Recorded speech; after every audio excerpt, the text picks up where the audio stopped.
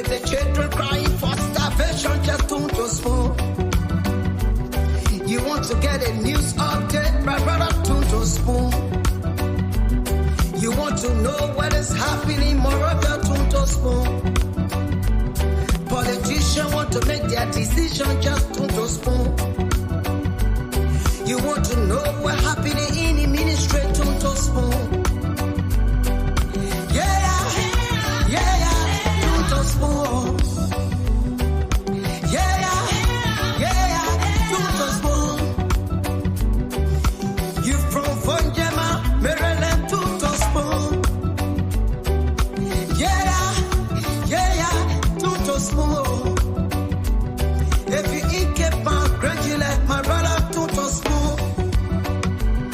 You got a spoon TV, you got a spoon radio, don't spoon. Don't spoon. You want to get a news update, don't spoon. What? Yeah, Rastafari.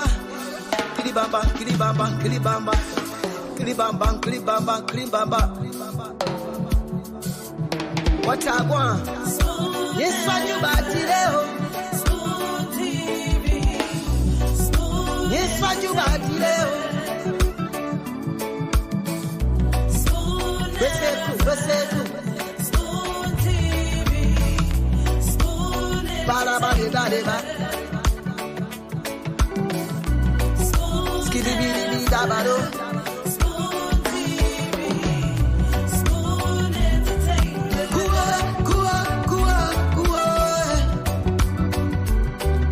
Bese kua kudileo.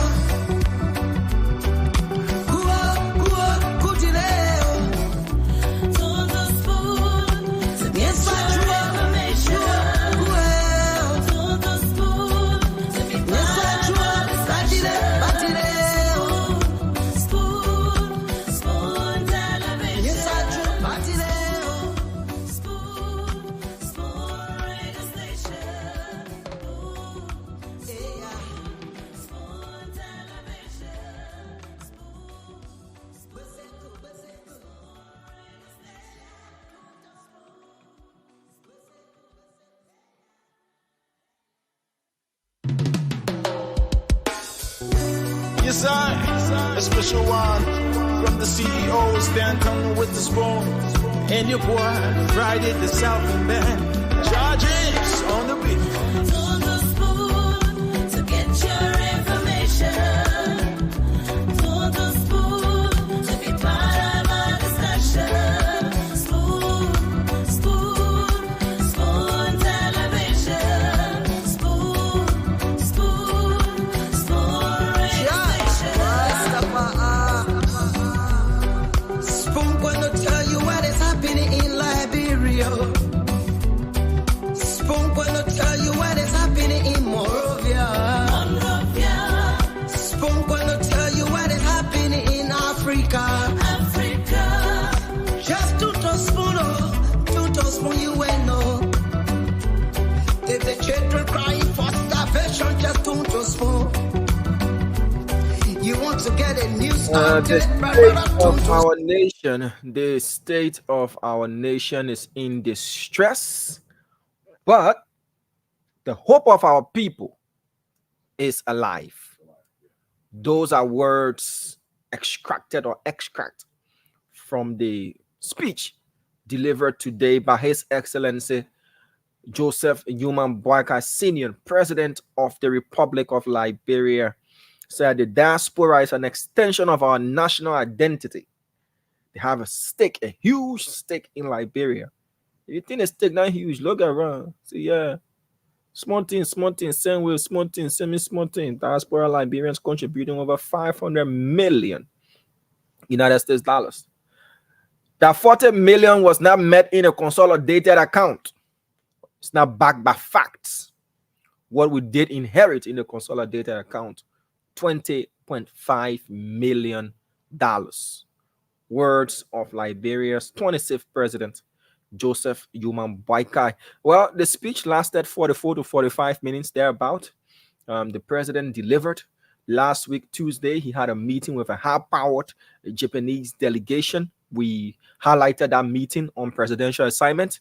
The Japanese expressed interest in the Freeport to Gabriel Tucker corridor there, and the president announced today that the Japanese are going to transform that road. Well, when you really in the you can put your 2 foot all of it, for your foot to get wet, all that kind of stuff. So the Japanese are going to transform that into a 4-lane road, including the Gabriel Tucker Bridge, 4 lanes as well. And then they will undertake from the Freeport of Monrovia to St. Paul's Bridge again, 4 lanes, and then transforming the bridge into 4 lanes. The president said his mantra for the first 100 days, no car will get stuck in the mud. Because of that, there will be the revamping of county, road sections where they do the rehabilitation in the various counties. The Ministry of Public Works will be proactive. And all of that, the president spoke about education. He spoke about a national health insurance scheme. He spoke about revamping the national identification registry, the biometric system. Now, one card is going to cut across all, and they will share information. Why should you have voter registration card, then you get national identification registration card, then you get it when you get that one, then the data is just chocolate all around.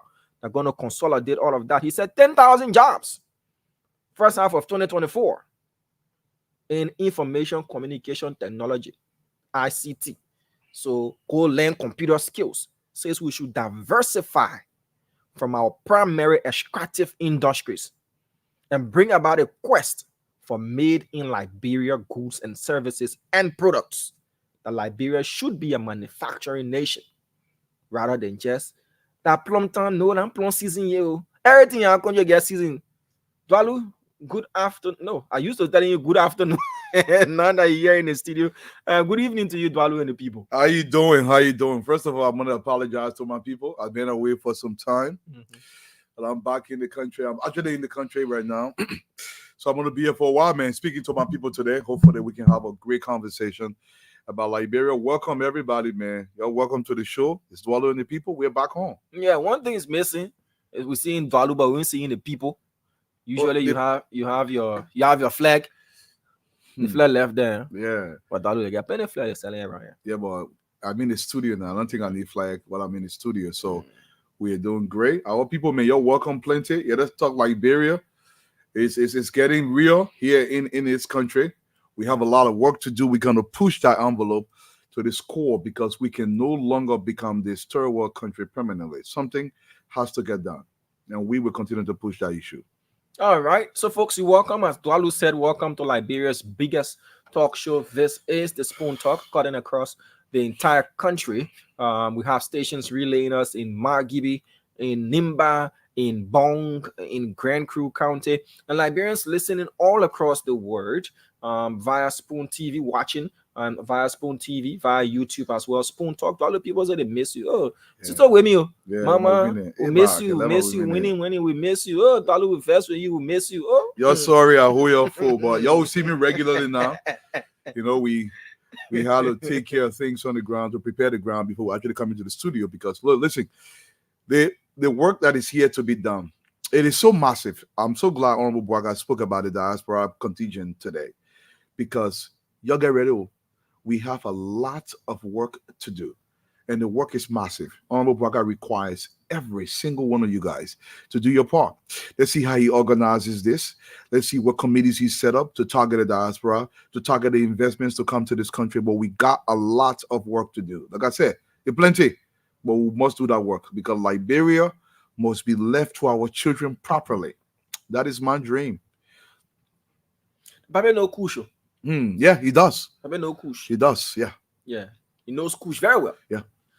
And he labeled drugs. That was hinted around the corridors of the presidency. Correct. That he was going to name drugs as a national emergency.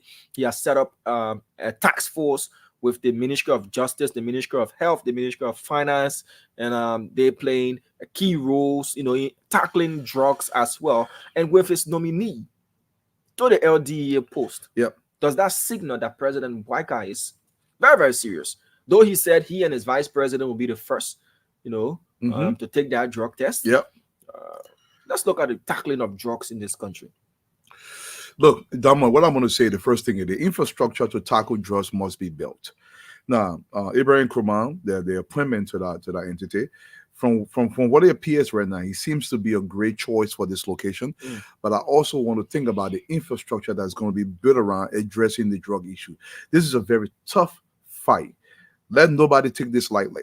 It's extremely difficult. The Americans have been fighting this for maybe close to 30, 40 years now. They've waged war on drug with billions of dollars of resources thrown at this issue.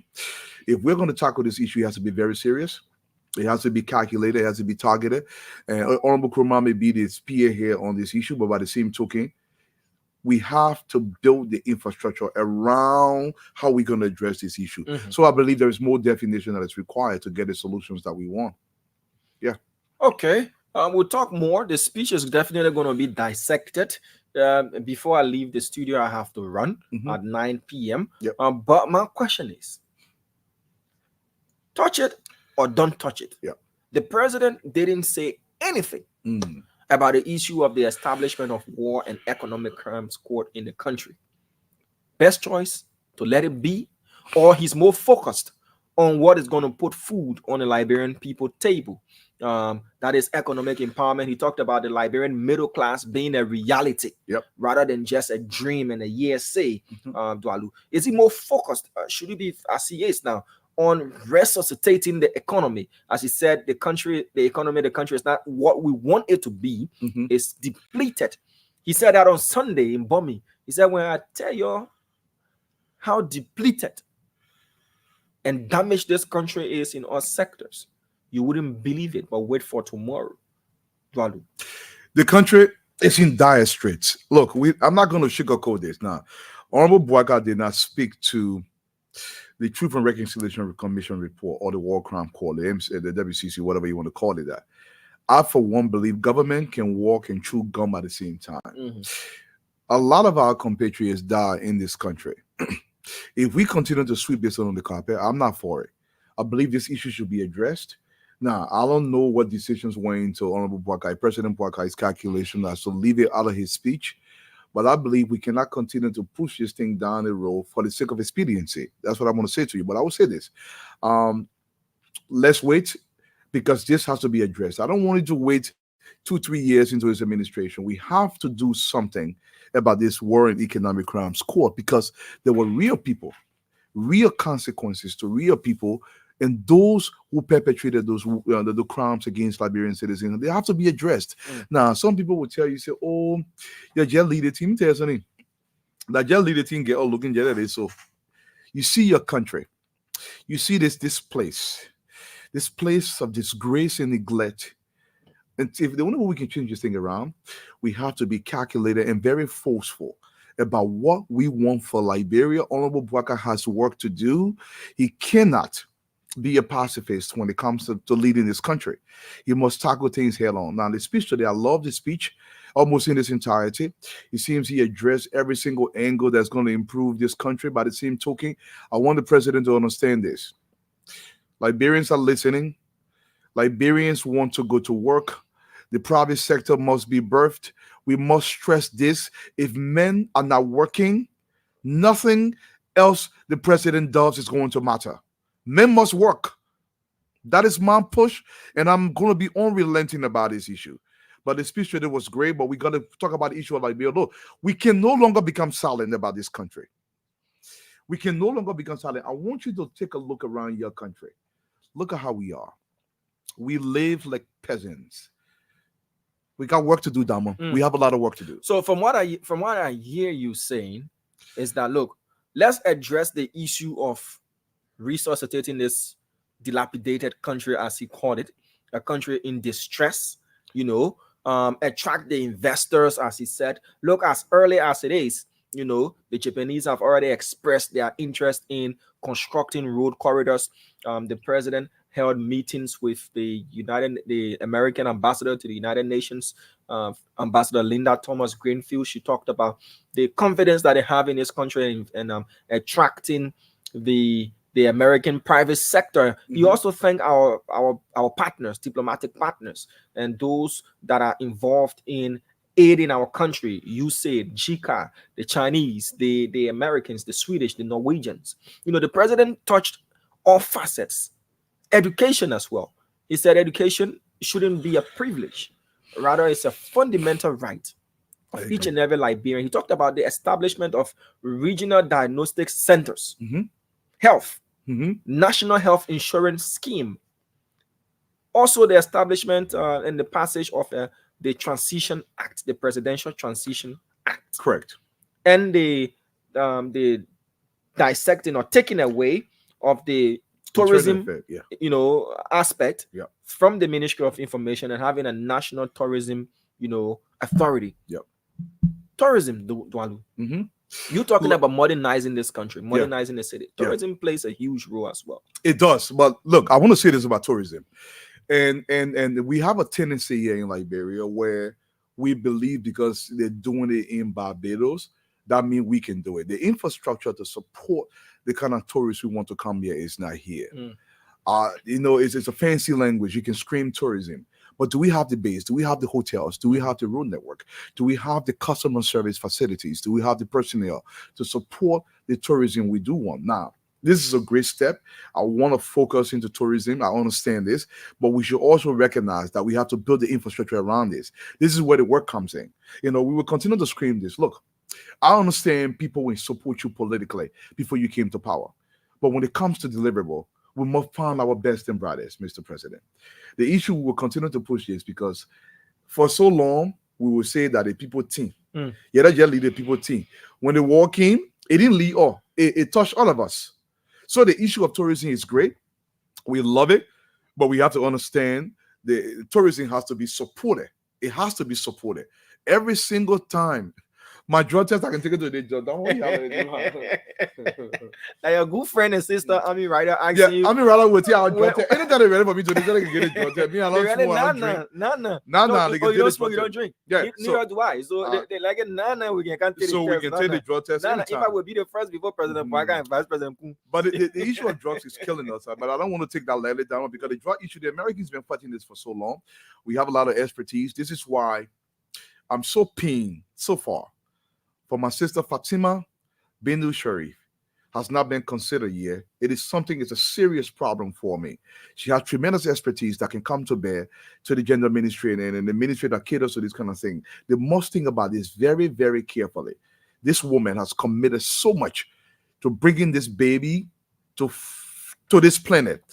They gave her opportunity to actually cater to her baby. Fatima, we understand your cry. We know what you've done for this organization, the UP organization. But by the same token, Lodamo, we have to understand this though. Back to the issue of tourism. I get it. It is a fancy way to say this, but I believe our focus should be on the foundational issues. This is it. These are the foundational issues. Proper sanitation, a sanitation infrastructure. It's a basic foundational issue. Full self-sufficiency is a basic foundational issue for me. Job creation for our men and women is a basic foundational issue for me. I am not saying that the issue of tourism is not important, but I'm saying the basic foundational issues must be the road connectivity. It's a basic foundational issue for me. Because if we lay that foundational issue, then we can recognize that we can bring people into our country. Do you realize during these elections, during the inauguration, there was not sufficient hotels in the country to support the few people that came? Imagine we get 20,000 people coming to Liberia. Where are the hotels? Where are the lodging areas? Where are the bars and the places to actually host these guests? So we have to build the infrastructure. But tourism is great. And I think we should go, on the full production, on the basic skills here, and then eventually we can go towards tourism. But it's a great start. Yeah. And the enactment and the passage and establishment of a national tourism authority will go a long way in addressing these deficits that we have. Tourism is a good thing. It's a good sector. You get a lot of money, a lot of employment, and all of that within the tourism sector. And what I do admire about the tourism sector is that much of the employment comes from within the locality. Correct. If you look at eco lodges in Liberia, to mention, and not as a means of promotion, but the Kunkun Eco Lodge there in Bassa Point, Grand Bassa County, they employ from right within the locality. Everybody there that's employed, majority of the staff, the residents of that area, and the employment is there and it spreads outside. But Dwalu, I got 10 minutes to be here with you. We'll definitely open the phone lines for a bit. We're just chit-chatting on the issue of the president's first Sona. People talking about the time They expected him to go 2 hours, 3 hours, 4 hours. Is it talk more or talk smart? Which is which? Well, this is what I would say to you. Most speeches, if you look at great speeches, they are not long speeches. And the president doesn't have to touch every single facet. And whoever wrote that speech today, they did a great job. So every single segment that should have been considered was spoken to in a short way that is required for the people to understand. So this was a great speech. I believe, look, a decent speech for the president should be no more than 30 minutes. That's for me. 45 minutes is great. But when you start going over an hour, this is too long. If you look at the inaugural speech, if you actually read his speech, I talk very fast. I actually read that entire speech. I wanted to time myself. I had to read it almost 23 minutes. Reading that speech very fast as I can talk. But by the same token, I think it was a great speech today. Overall, the speech was great. The energy was great. The president did a great thing, and I think we should continue to push for this. Now, the president defined so many things. One other thing that I love that the president did say was the Ministry of Internal Affairs, he wants to localize them. I believe posts like the mayor of cities should be elected. It should be elected posts. Let them be accountable to the people. And I want to say another thing about especially the city of Monrovia. This is the premier city of this country. This is not a place for patronage. This city represents this republic. If you see this country and you see how our people live in the city, we have work to do. We have to push this issue very aggressively. Look, Liberia cannot remain like this and we become quiet. Look around you. Look around your city. Every single Liberian that's under my voice right now, I want to implore you to open your vocal cavities and say, listen, we are going to talk because the Liberia that we want and dream about, it cannot be birthed by being silent. We have to push the issue so aggressively because if we are going to develop, that development must be demanded by the people. The Americans are not going to help you change anything until the population demands that change. If you're not demanding that change, it's not going to come to this country. So I want you to get employed. I want you to push the issue, to demand from your legislators. So listen, you have work to do. Come to our district, Mr. Legislator, live among us. Don't get elected and leave the district and remove your children out of this district. He's not going to have a stick in that district. Mr. President, the speech today was great. I'm still looking forward to seeing the actualization of that speech. This is where it counts. Speeches are great, but our people must go to work. And if Liberian men are not working, dignity will not come to the Liberian family. For me, the Liberian family must get dignity. And this is something I pray for every single day. Diamond, before you leave us, man, at least, Stanton is on. Mr. Weatherspoon, welcome to the show, G. Hey. Dwalu, where you at? What you mean, Where you at, Dwalu? Dwalu, so I received I in the studio, my man. Yeah, that's what surprised me. I'm seeing you in the studio. I saw you. I'm gonna wait. Let everybody come on first, and I will give the breaking news. Why Dwalu in the studio? There must be a reason why Dwalu in the studio. And I hope. No, I'm not saying anything bad, Dwalu. I mean, your secret is safe with me. Yeah. But let me just ask you a question, though. Thank God your wife arrived back in the States safely, right? There you go.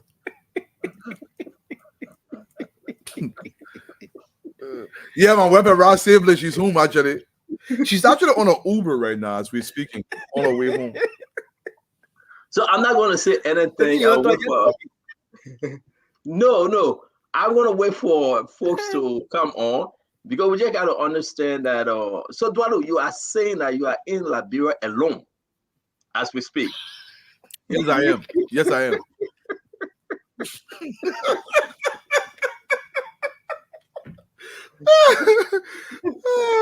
Let's stand on there, man. No. I have myself, G. No, we just got to make sure that the message is out there. So you're in Liberia alone. Remy Gray in Liberia alone. Fadika in Liberia alone. Hossein in Liberia alone. And who else? Yeah. I think that's it. That's it. Okay. Steven Johnson. Steven Johnson is there alone. Oh. Is he in studio? No, your best friend just walked in studio. Steven Johnson, right? No, Minister Jackson. Who Jackson? Where you coming? I finished Not forgetting my Jackson, own. Doe. Minister Doe. Minister Doe, Doe, not yeah. Jackson. Yeah. Minister Doe, Isaac Doe, like the Isaac, you know, It's confused with the Jackson. I said Doe in studio today. Oh yeah, Lord have mercy. In a 3-piece suit too, by the way. yeah. But put Lady the camera Jackson- on, let's see some flashing. Yeah, let me just change small. But because yo, will let my wife kill me. I look like I'm screaming here. Is it the men's suit? No. Is it the men's suit? Let me see. We're not saying that we are not saying this.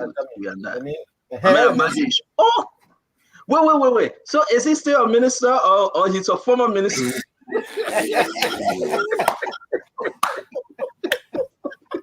Oh, you guys are But fine. technically, he still is. I don't think he's been replaced yet.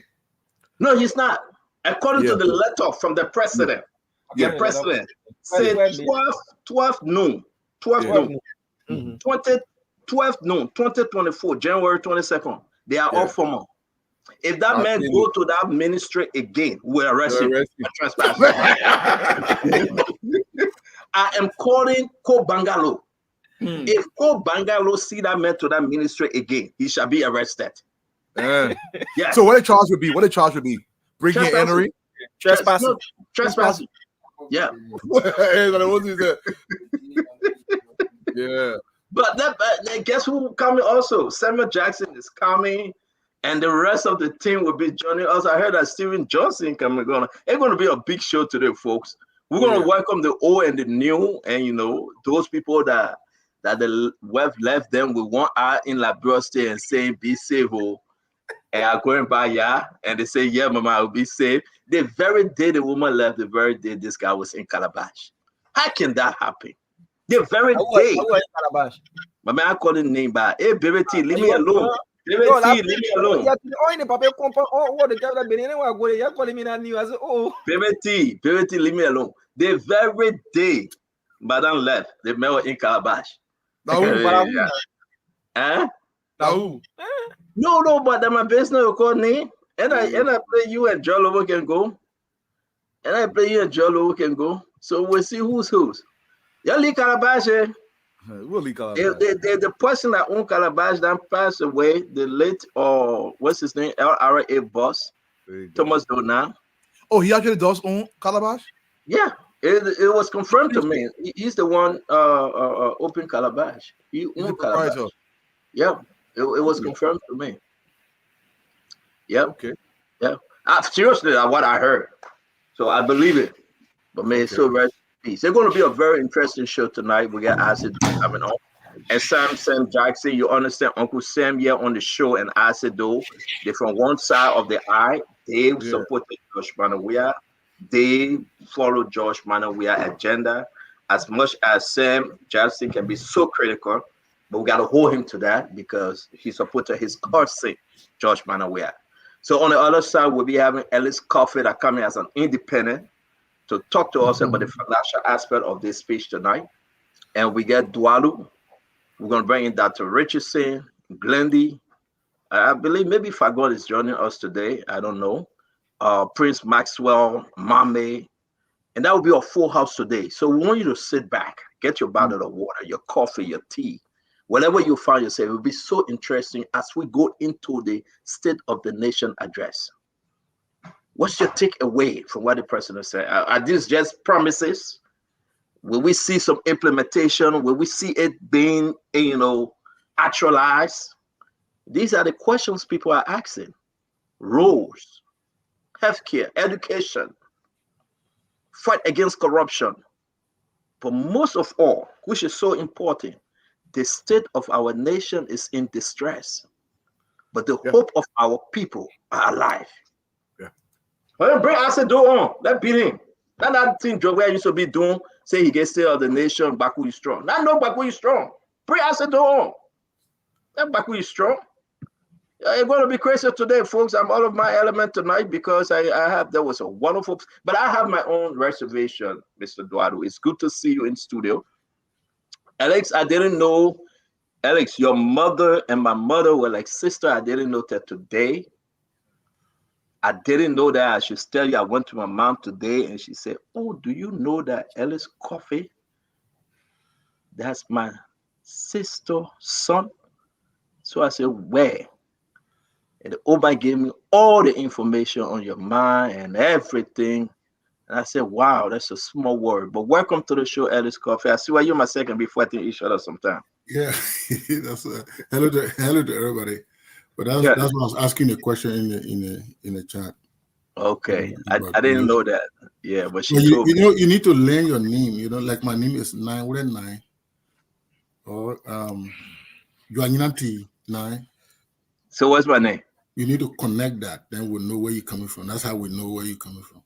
Yeah, but my name's Stanton. What is from Lexington? No, Not crying. Not crying. No,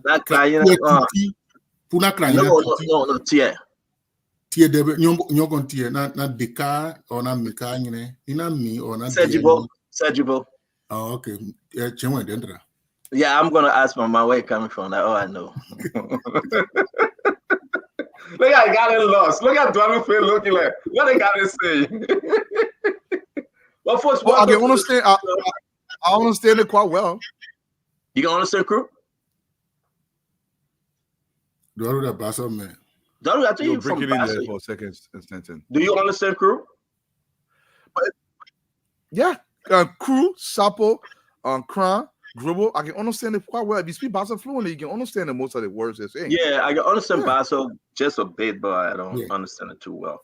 Yeah. Uncle Sam, what's up, Sammy? Well, thank you very much, Stanton, for inviting me again. I'm glad to see my friend and brother, Alice Coffey, one of the greatest financial minds of the country. I see my brother, Semperfi, Mr. Angasu Dwalu, the man who is, you've been topping the charts, man. Everybody, everywhere I go, man, they say, but who is this guy? What is his background? I said, boy, that boy, he went through the crucible. When you go through the crucible, you're tough as a hard knock. And I'm also glad to see you. But I went there too, so you gotta recognize my 4 days of service, man. I went there too. But wait, now let me finish now. Yeah, thank you. So Stanton, you thought when you went there that night they were going to let you sleep, right? You thought when they gave you a blanket, they gave you a pillow, you thought you were going to sleep. Then when the man came and started to shout, you ran away. Anyway, I'm very, very glad to be here today. I'm glad to be a Liberian. This was a wonderful, wonderful start. But of course, as we go into the program, we'll talk about the speech. But I'm just glad to be here today. And the president spoke about unity. All of us, no matter which side of the political divide that we are on, we're all Liberians. And the only way that we can achieve greatness, which is prosperity for our people, middle class, Liberian economic empowerment, and all of those things, we need like a good healthcare system. We can only do that if you're united. So the last 18, 24 months, I've really been, talking pole, but it's now time for all Liberians to get together on the same page to show patriotism, nationalism, and unity. And that's what I believe, and that's why whatever I can do to push the agenda for a united, prosperous Liberia, I'll be more than happy to do that. Thank you very much. Sam Jackson, we want to say thank you. It's always good to have you. And I know tonight's conversation, because we having the like of Alice Coffey, Mr. Duado, Dr. Richardson, the rest of the team going to be here for us to have a very, very good, balanced discussion. Nothing personal, it's all about the country. Alex, let's bring you in for your introduction.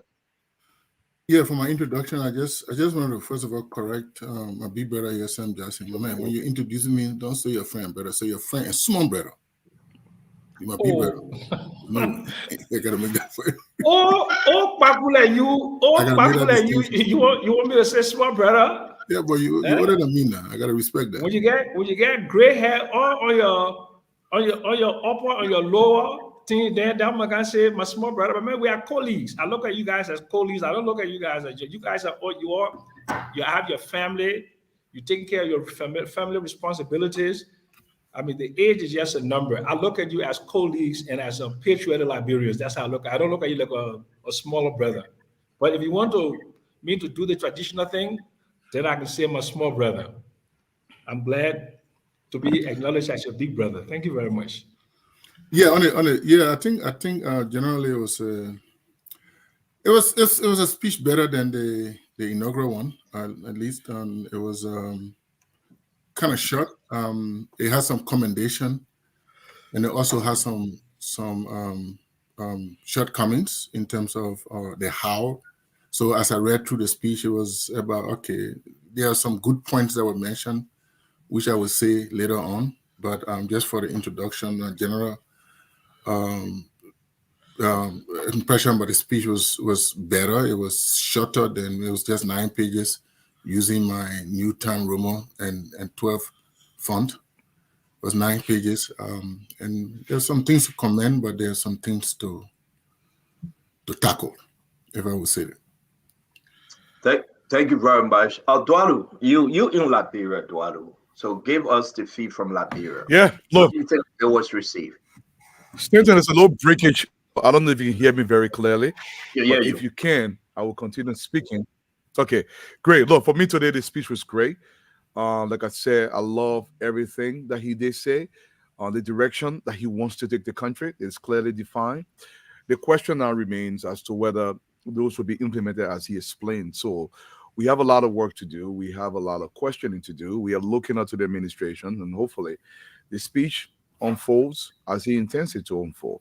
But one thing I do love about his speech is the consideration of the diaspora Liberian, to incorporate them, to bring investment into the country, to focus on the private sector as well. So there's a lot to chew there. It was not too short for me, though. I think 45 minutes, a decent speech, 30 minutes to 45 minutes is quite a decent speech. And I think I love it. It was just on point, Stanton.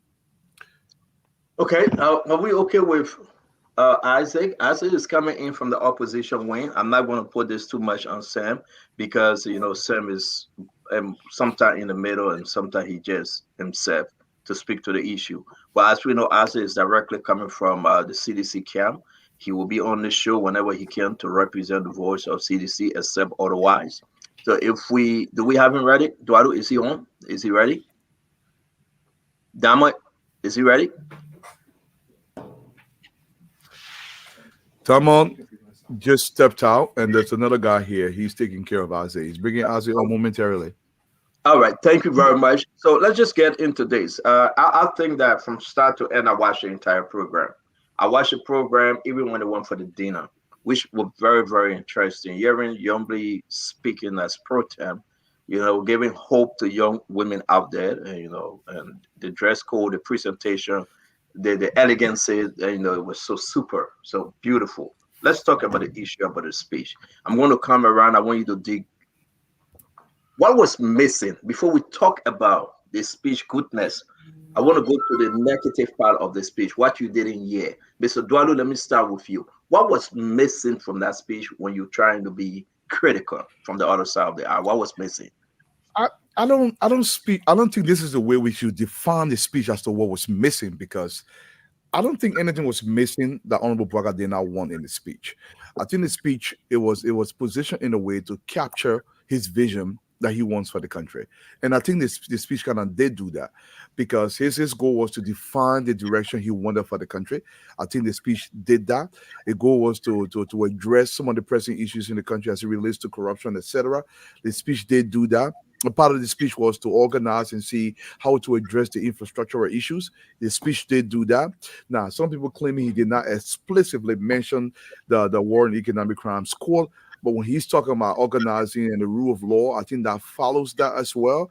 That would be the only drawback for me, because it was not clearly defined in terms of the War on Economic Crime Court. But so everything capturing it, my thing is I wanted to hear more on the pressing issue of job creation in the country, especially in the private sector. That's what I would stress. But other than that, everything else was great for me. I think it was a great speech overall. So you just told me that, well, everything was great, and that's the but the Liberian people want to hear from you. But he didn't make mention of the War in Economic Crime Court. But he didn't go into deep to very simplify what the Liberian people want to hear. That's your own takeaway. Let me ask Mr. Jackson. Welcome to the show, Dr. Richardson. we'll get to you shortly, man. It's good to see you. But Samuel Jackson, what was missing? Not the good part of the speech yet. Tell me, you've been in this since Charlie King time. What was missing, Sam? Well, look, a speech of that nature cannot cover 100% of all of the elements and topics that are required, right? So because given the time and also the sensitivity of some of those issues, the World Economic Crime Court, as you know, is a very sensitive issue. So he may have omitted it deliberately. He may have, okay? But I don't want to harp on the negativity. I think the speech was a very forward-looking speech. It gave us a good understanding of where this administration wants to go. And I think that's the general direction where all Liberians would like to see this country go. Yep. And I'm very optimistic that if, well, like I said in my earlier remark, if we can just unite around the core principles. And number one, safety, rule of law, and the fact that he talked about this drug epidemic. Stanton, one of the reasons why the CDC lost this election was because they did not pay enough attention to the zoogofication to the drug epidemic. That was one of the, what should I say, the platform on which Joe Boycott and the UP coalition stood on to basically come to power. And it is real. It is real. Over the last 20 years, I've been involved with interacting with Zogos. I used to have a feeding program. This Zogo business, this drug business, has made this Central Monrovia a no-go zone. And the country I want us to do about session because I'm going to send it to you. Someone did a good job. They put everything on each topic. I just asked you what was missing. I want to run to Alex real quick. Okay, great. Fantastic. Okay. Thank you. Alex, so I don't know whether you listened to the speech, but it's out there. What was missing from this speech? Unlike any other one you have heard. Not the addition, not the pluses, but what was missing, Alex? Yeah, thank you. I listened a little bit. I was so busy today, but I kind of took the written piece and I analyzed the written piece, so I made some notes as well. But what I didn't hear that could stand out, right? When the presidents talk about the 20 million versus the 40 million, correct? Right. So that is a difference right there. And that 20 million, it is not even enough to pay our salary for a month. Yeah. So how that was going to be addressed, I didn't hear that. The other thing was the president clearly mentioned as a result of that he will conduct regular audit, right? But I didn't hear how he would tackle corruption. This speech is actually meant to take stock, because this is your first speech. You haven't even made one yet, so it's meant to take a little stock of where the country is, where you met the country, and what direction is going in. So when we highlight unemployment, poverty, and things like that, what would be the agenda going forward? I didn't hear issue about the anti-corruption strategy. I didn't hear something about the establishment of the asset recovery.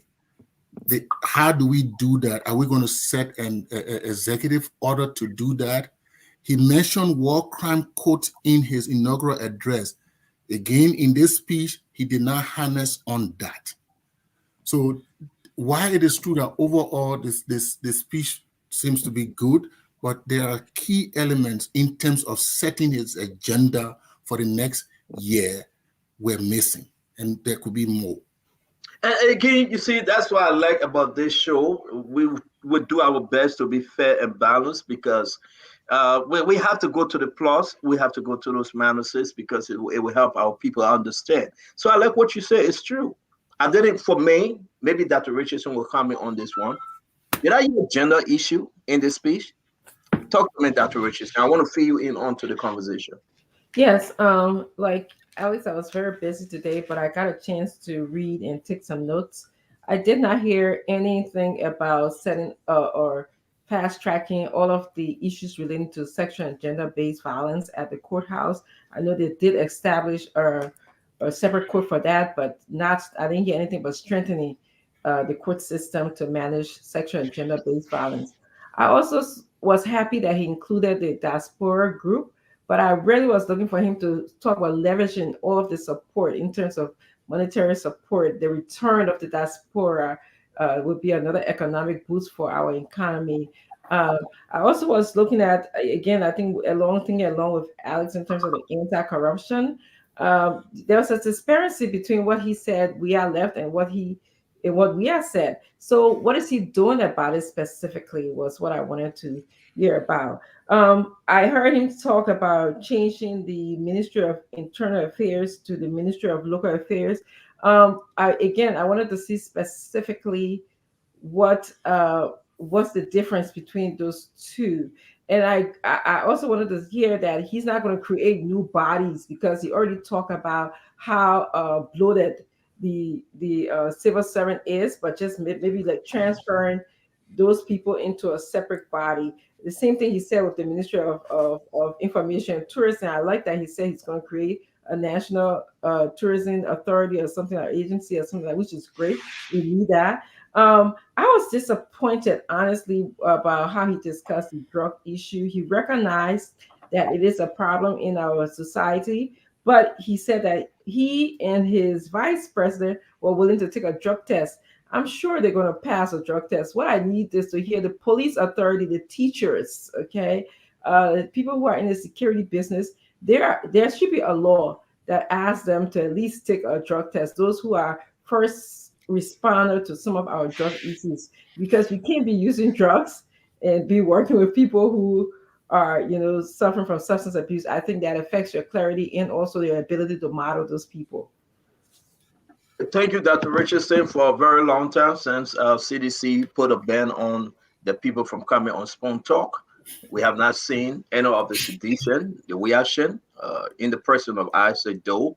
Welcome, Isaac Doe. It's good to have you since 2023, around January or so. You left us.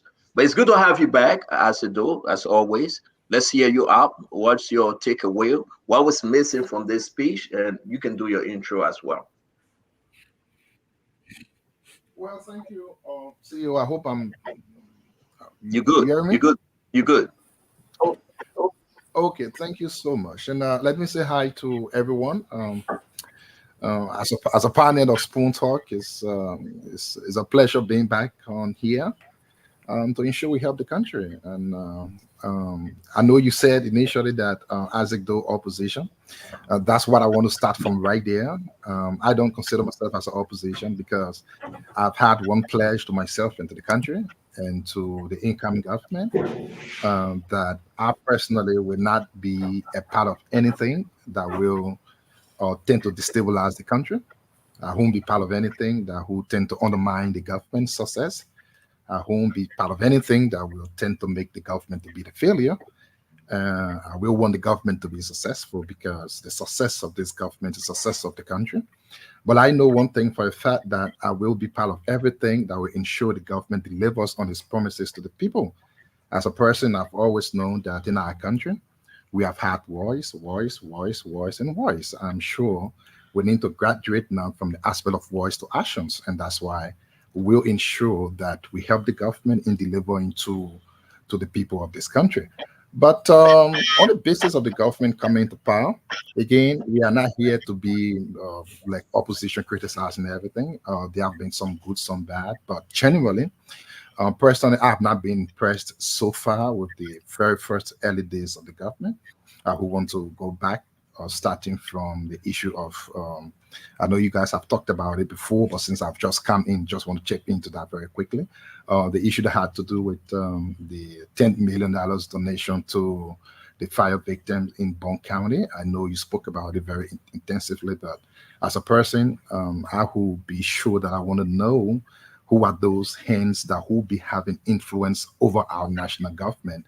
That's what I thought it was important, not to criticize the gesture, but to have an understanding of the source of that money, who have been something great that has not been done, and I feel disappointed in that. Or leaving that also coming to the issue of the inauguration, where we all know the program was not as we expected. It was, I would say, a flop. And of course, we managed to know up to today that some $1.2 million was spent on the entire inauguration episode, starting from the $200 given to the transitional team to the $365,000 given across the county, plus the $650,000 given by the governor of Liberia. And someone who want to be sure, have an idea of actually what went wrong, even leaving there, coming to the appointment of people in government, we thought it's been very slow than imagined. It was my personal thinking that the United Party being considered as the most educated party, who have been ready to get things getting on the first day of taking office. Up to this time, we've had almost nothing. So I've not been so much impressed with what has been happening so far. On the speech specifically to today, I think the president mentioned one or two things that I want to say, thanks to him for. He talked about having 10,000 young people benefiting from some digital training. I would have loved to get specifics of exactly what those would be. Is it just teaching people in sending emails from here and there, or something that will actually impact their lives? But in addition to that, I did not really hear specifics across the board. I only heard the problems that we know Liberians have, but we weren't interested in bringing on people who would come to tell us about Liberia's problem. I think we were all very interested in hearing people who will come to bring solutions for the problems that we know. But today it was repetition of the problems we had, and I hope we can do better. Thank you very much, Isaac. Though again, we will respect our 2 minutes because a lot of folks want to join us. I want us to dive into the speech, and Isaac is true. You also we discuss some of the issue, but use your time as you see fit, and we will give you the chance to speak up on those issues. Let's welcome Ambula Mame. Ambula, welcome to the show. The Sona today, delivered by the president, Jose Yema Bwakai. Your takeaway, the first question on the table, what was the negative part of this Sona? What you didn't hear the president say?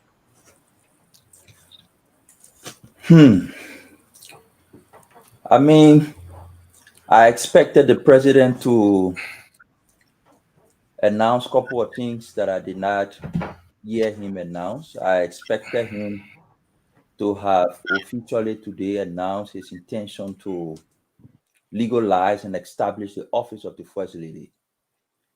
Usually, in politics in Africa and other places, the office of the First Lady has always been a source of bribe and influence peddling. And the way to control that is to have it legally established, giving the authority and power to raise resources anywhere around the world in a humanitarian initiative, and to be able to use those resources to address problems, but to also report to the legislature every year on who donated to the office of the First Lady and what the resources were used for. In the absence of establishing that office legally and making it accountable to report on donors and who providing funding, there's high possibilities, there's a likelihood that the office, not necessarily the office of Ente Katumu Bwakai, but the records and historical references show that when these legal safeguards are not put in place, that office have always been used as a source of bribe and influence peddling.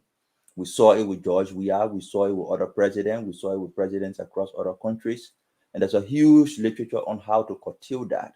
The US and other countries have put in place that mechanism by legally establishing the office, giving it the authority to raise resources anywhere through donations and other means, charity funding, but to also report on who providing those funding and what the fundings are being used for. That he did not do it today, I hope he can do it sooner than later, so that we begin to see a new administration will begin to feel that Joe Bwakai President Bwakai is ready to move all over. That would be a very quick win for him. but I didn't see it today.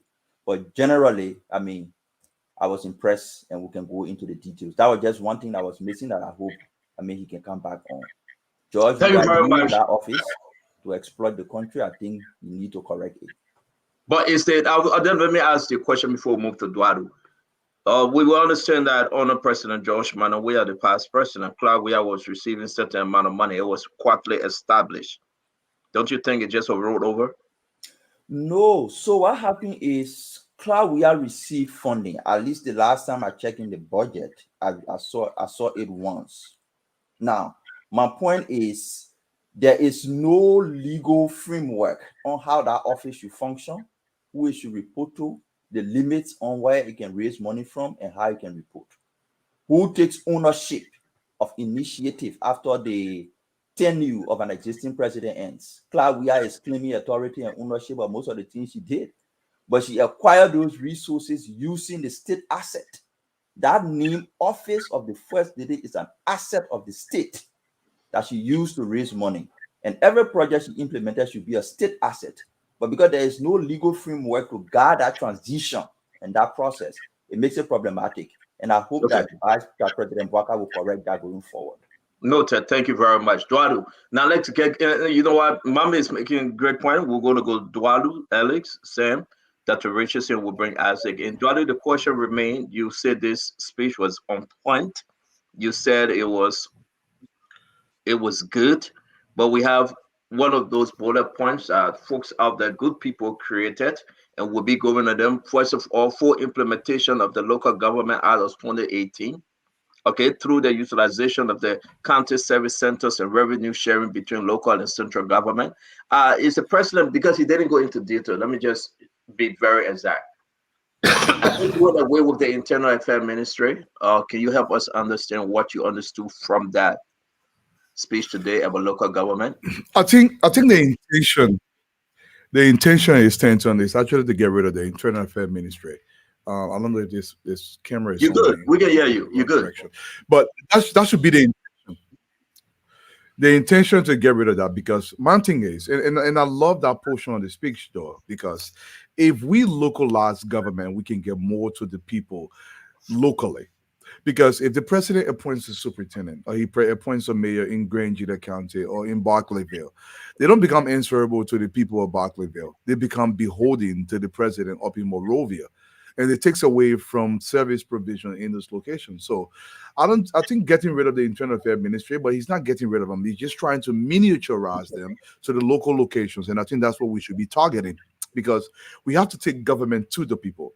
If you remember the past administration that my brother Asido was a part of, every single person in the government DFI President Weah, because they felt they were beholden to President Weah. And Honorable Bwaka understands this, President Bwaka understands this. In order to get services to the people, you must localize the way government works. And I think that's what he's intending to do. He's not getting rid of the agency, but he's localizing the agency as it should be.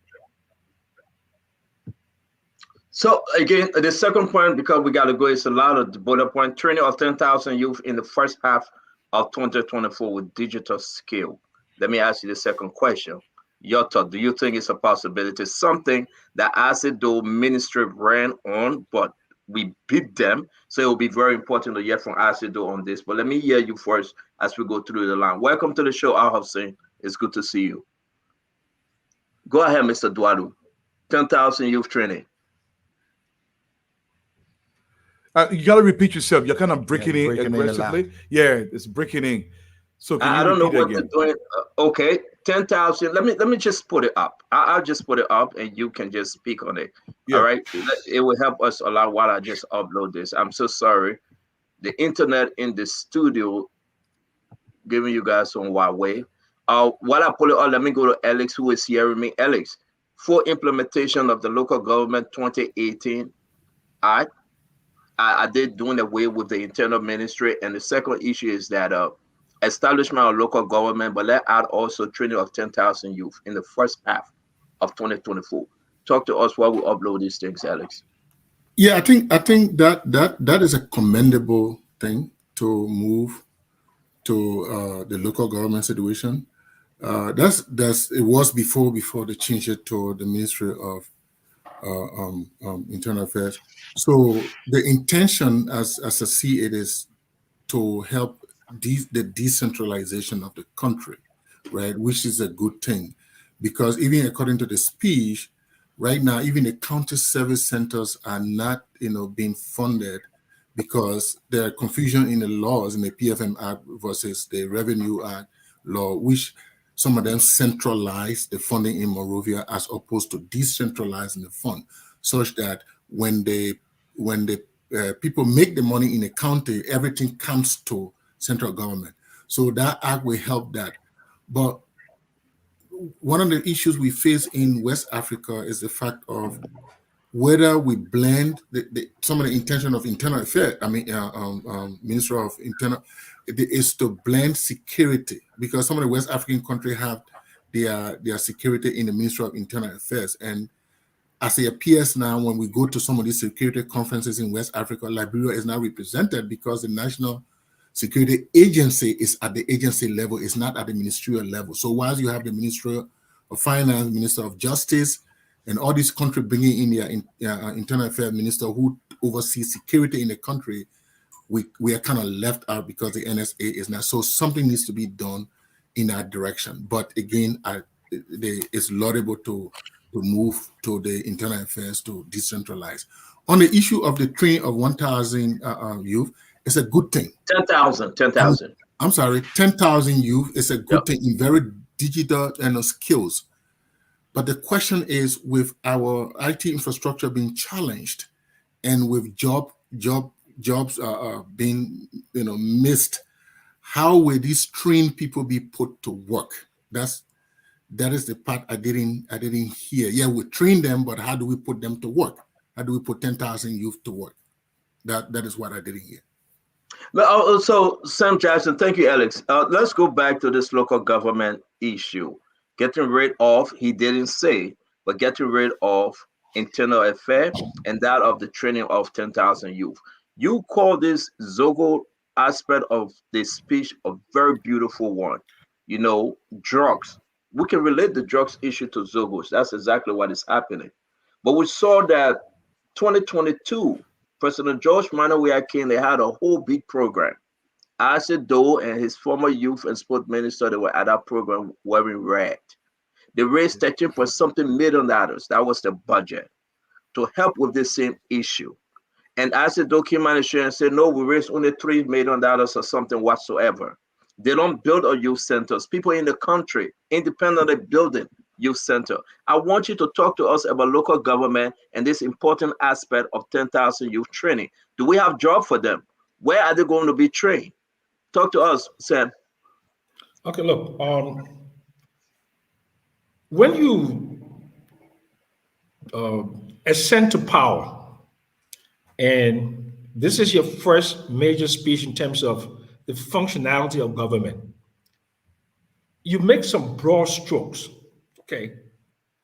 But so what I like to see, what are actionable objective of this administration, 100 days, 6 months, 1 year. And there are competing priorities, resource requirements, personnel requirement, efficiencies, and all of that. So I would like to see this administration as soon as possible, and that will determine whether the goodwill all President Boyka has now is goodwill like Ellen had in 2006, George Weah in 2018. But that goodwill will evaporate if you do not put into action plans with quantifiable objectives. So, for example, local government is part of a larger construct, which is about decentralization and providing basic services, okay, at all levels, municipality, provincial, and so on and so forth. Okay. So, like I was telling you today, Senator, the Liberian people will be making the judgment in the next 90 days, 100 days, 6 months to a year. All of those spoken words that came out today that sounded so very laudable with all that goodwill, if they don't see quantifiable, identifiable, objective, implementation, then Mr. Boycott, like the other presidents before them, will start losing popular support. And once you start losing popular support, we're going to start seeing the inflection of instability and unpopular government. And it makes it very difficult for a government to achieve its objectives if Time it does frame, not. give the timeline because you're going broad now. How long you think this So let honeymoon me will be just over? let me give you a case study which I thought was effective and most people may be able to relate to it. In 2006, when Ellen came to power, we put together something called the 150-day action plan with the 4 pillars. The 4 pillars was, okay, so the Boycott administration needs to make a determination. What are the priorities? And based upon the campaign promises and based upon the reaction of the Liberian people. So number one, it's a drug. So if it's drug, he said he's doing something actionable. He put together this interim committee. What are the resource requirements and what are the objectives? Okay.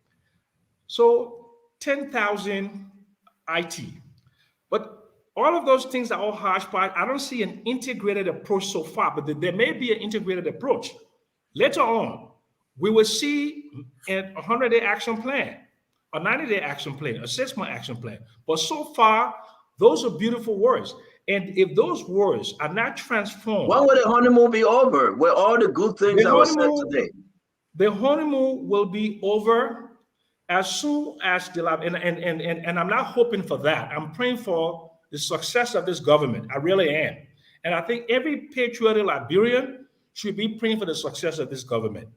But the honeymoon will be short-lived if actions are not married to words and people do not see quantifiable things that they can see. Thank you.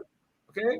So for Are example, you giving I know we're going to go deeper into this thing, so let me hold you there. So thank you very much, Sam. Let me bring in Hussein. Hussein, I know you just joined us, but talk to us. The first 3-line bullet point of this Sona from today.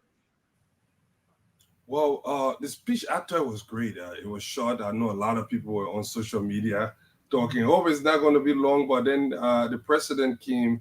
He nailed it. I mean, this was one of the best performances I've seen. I think it kind of drew back from the time that we had a president that once he come on to give speech, we were wondering whether he will make error, whether he will make some gaffe. Now we are seeing responsible leadership again. You know, so he sounded presidential. He hit all those points. This is a well thought of look. One of the beauty of having a vice president as president is that he's been around for some time. He's seen it all. He kind of have a vision of what he wants for the country, and we saw that laid out today. So I think the president did well. For the first 2 points, I know he greeted the people. I'm seeing that camaraderie. I don't want to jump ahead of this here, but I'm seeing that real camaraderie between him and our legislators. I saw that today from the way they kind of interact with one another. If this continue, I think we're heading somewhere. That was one of the things that I noticed today. The second thing, I was just going to go through the point. I highlighted. I'm going to bring in the next set. Let me run with Dr. Richard, Singh, Ambula, and Isaac. And we'll bring in the next step because somebody did a beautiful job. I don't know who did it, and they just sent it to me. Wrote all the bullet points, and we can jump into it. You listen to the speech, you read the speech. I'm not going to play all this clip because we need our time to talk. Let me go to Isaac real quick. Go ahead. The first 3 that he said. And honestly, I've listened to some of our friends in the diplomatic people out there in the diplomatic sphere. Look, Liberia is out to something. For the first 3, 4 times we have done this election thing, and we have a smooth transfer of power. I think the president mentioned that in his speech, and I think our democracy is becoming enviable. A lot of people in the South region cannot boast of what we have now. If we can continue to build on this, even though we are not there yet economically, I think we are heading somewhere as far as democracy is concerned. Thank you very much, Fadiga. As it do, I'm going to bring you in before Ambula Mame and Dr. Richardson. Your takeaway from this first 3 bullet point as it do. Well, thank you, CEO. I mean, I said it earlier on. I would have loved to get specifics as to how those things will be done. CEO, Liberia gained independence in 1847. We have had speeches upon voice upon talking. Those have never taken our country an inch. What we need now should be action. That's what I said. Coming to us and explaining Liberia's problems is not helping us. Let's go to the 3 points you just put on. Great. One off, they said, let's start from the bottom, establishment of Ministry of Local Government. Everyone is in a state of confusion. Are we getting rid of the Ministry of Internal Affairs, or what are we doing? Now, if we are not getting rid of Internal Affairs and trying to establish some other ministry, Mr. Boyka talked about 300 million of the national budget going to paying people that work in the government. You're going to be creating a new ministry whereby you will need to pay more people again. How are you not contradicting yourself? Looking at reducing the amount of money going to people who you are paying as a government, but then creating more ministry where you need to pay more people. And let's go to the next one, the issue of youth. 10,000 young people getting some digital training. Is that a bad thing? I would say absolutely no. It is a good thing. But can we know how will this be done? Now, to do this, you need money from the national budget. One who have expected the president to have touched on some kind of recasting of the national budget in which there will be a portion to account for this 10,000 young I'm people. going to read that real quick. I beg you. I'm not interrupting you. Alex, someone talk about recasting. It's what I asking right now. What do you think? You're the financial man yet. Were you thinking about recasting in this speech? Yeah, I said, look now that, I said, look now, they have to revisit the budget. That's why. What do you think it was in the speech? That is why, in fact, it is paramount that the Senate confirmed the crop of people that have been nominated to the Ministry of Finance. The minister and his deputies need to be confirmed right away so that they can begin to look into action to even consider the difference, the 20 million versus the 40 million. Yeah. And based upon that, they have to take a look at the budget. Thank you. Isaac, please go ahead. I mean, we got to be fiery here. Finish up, Right, Isaac. So, and like I was saying, how are you going to get the money? Now, the good thing of the matter, I've always said, we are coming from government now. We were there. We sat on chairs. We know how these things work. Now, if you want to train people from the digital world, you and I, we agree you need a lot of things. You need computers. You need a space. Now, you're going to have 10,000 young people trained from that angle within the first quarter of 2024. We're talking about 4 months from January. CEO, our TVET policy in our country says to have the minimum standard of any such trainings, you should have at least 6 months of training. And you are first going to look for a space where you will have computers, set it up before you start enrolling 10,000 young people. Again, Liberia has had wars. I would actually hope our government being successful in a way that they are sincere to the Liberian people and not just putting words out.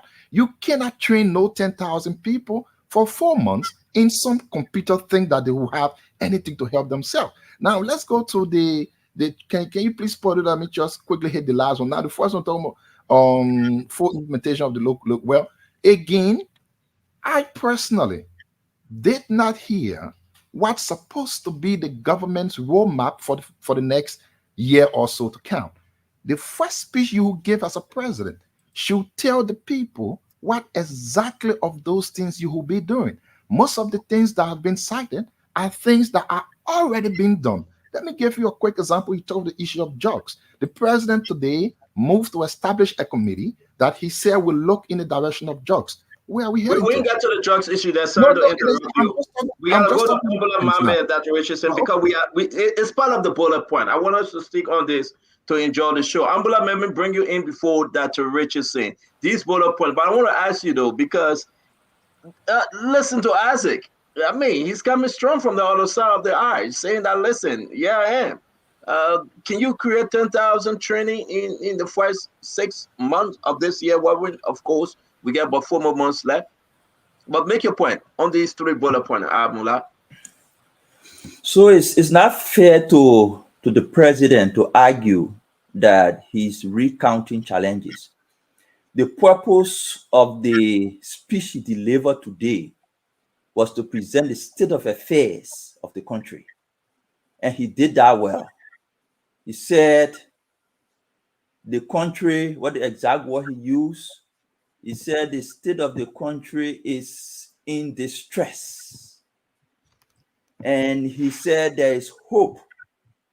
The emphasis on distress, taking over from a government, that borrowed over 1.3 billion in 6 years.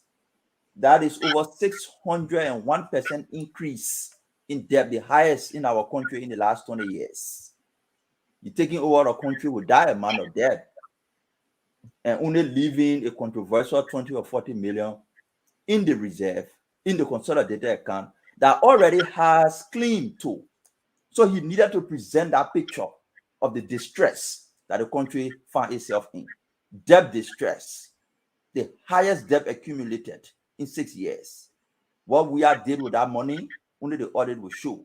So he went further after talking about the distress to give hope. And then he talked about local government. And that's where I want to emphasize.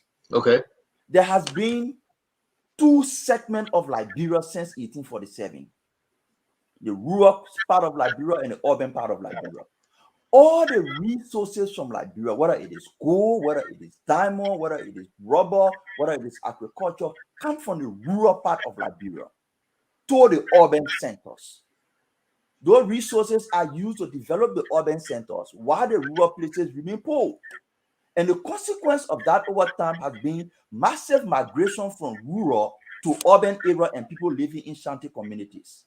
The decentralization law now is intended to release power and authority to the rural places, to release resources to the rural places, so that the natural resources do not only come from the rural places to the urban places, so that taxes are paid there locally. Resources are managed there locally. Power is diverted from Monrovia to the rural places. That is the essence of that Local Government Act. The government is not creating a new ministry. The Ministry of Internal Affairs will be reformed. The name will change. The different structures in the ministry will change to reflect a decentralized government. So he's not creating new ministry. It's unfortunate the minister doesn't know that. He's not creating new ministry. It's the same Ministry of Internal Affairs. The mindset of the Ministry of Internal Affairs will change from that archaic thing about Sasewu towards governance and decentralization. It will now be a ministry responsible to diverse power from Monrovia to the rural places. That is the hope he was talking about. Telling the people that resources will not only leave from your county and come to Monrovia, but you get taxes on those resources. They will pay taxes to you.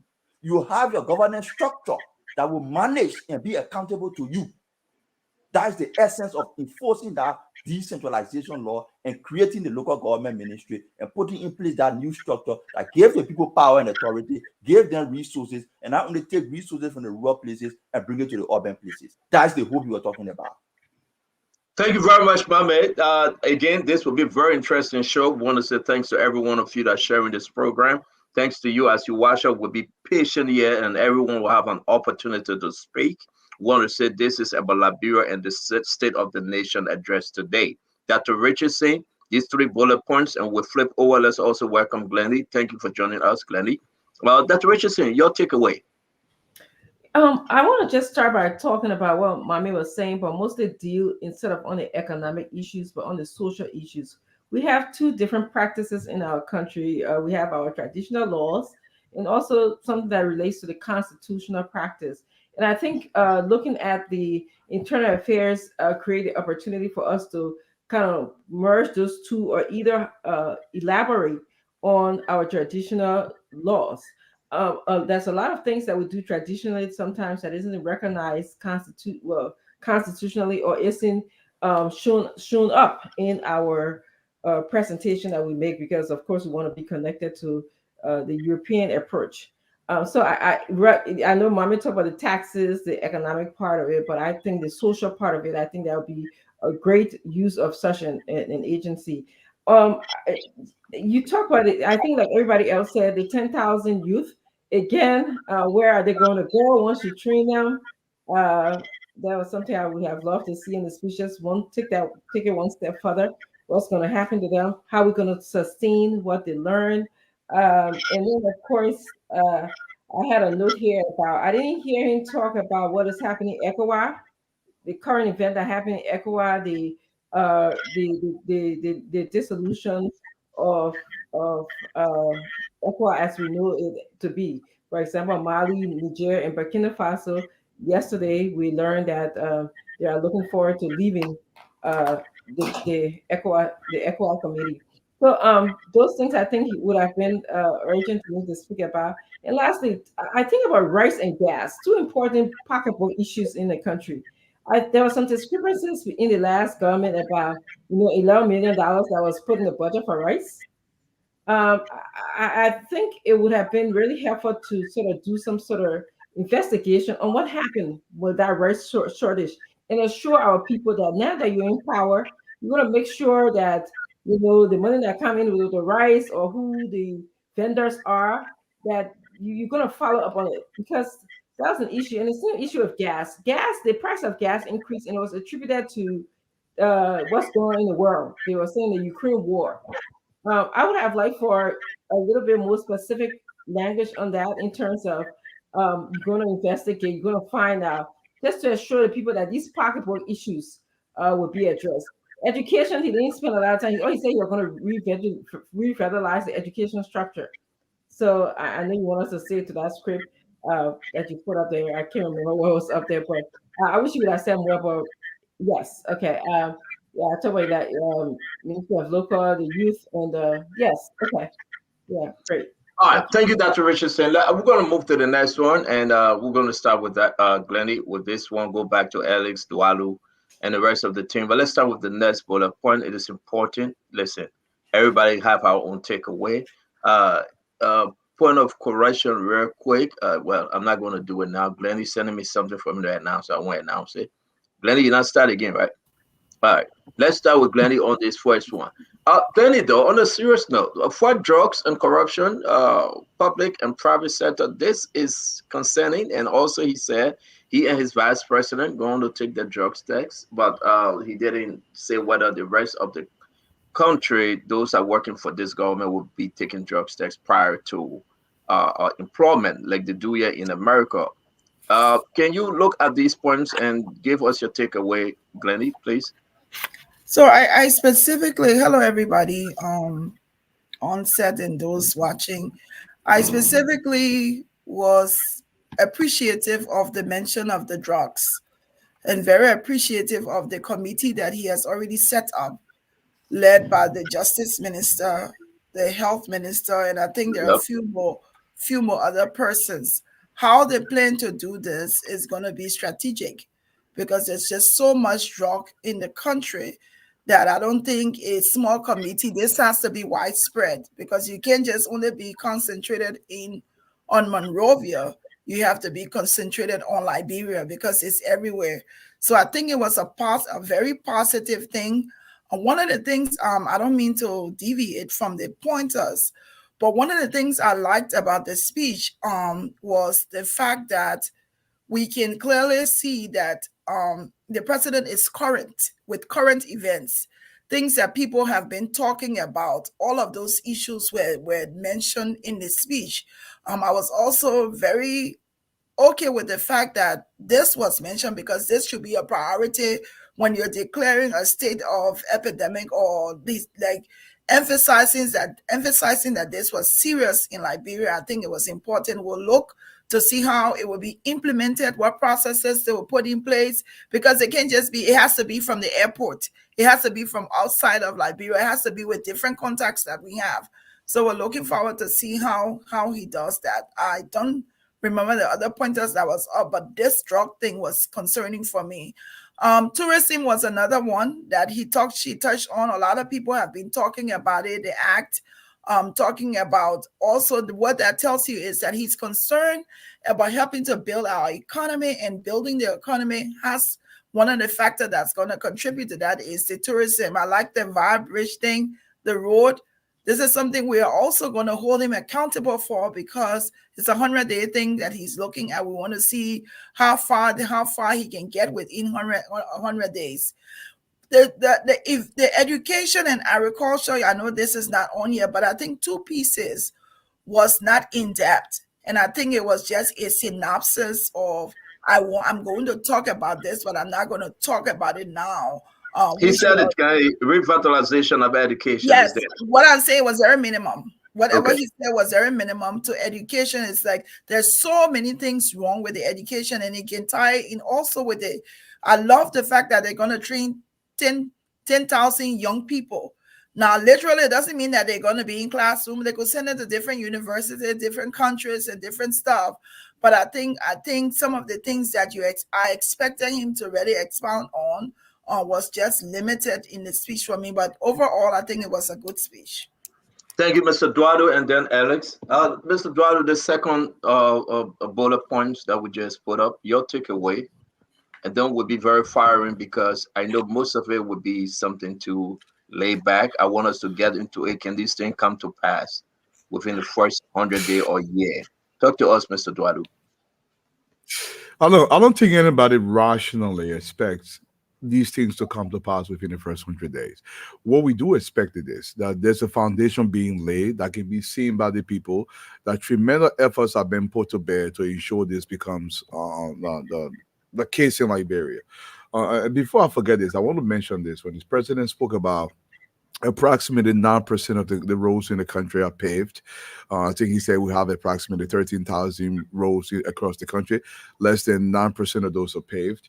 This is something that we should look into, and he's committing some of the road fund to go towards the rehabilitation and expansion of some of these road networks. So for me, the speech overall, like I said, it was a well thought out speech. It tries to cover most things that are pertinent to the country right now. This is what I take from the speech. So the focus is not these basic bullet points, but how we can get those bullet points to be realized and actually affect the lives of the people in the country positively. And I think this is the task for Honorable Boakai, President Boakai. I have to get used to this. I always say Honorable Boakai. But President Boakai has a lot of work to do. We have to lay this foundation and be aggressive about it. My thing is, the people must go to work. Stenson, I'll give it to you, man. I know you're giving it to me, Eduardo, but you're kind of too mellow. You're kind of too quiet. And I see that Isaac shaking his head. It's something concerning. We know the president, this is his first State of the Nation address, Eduardo.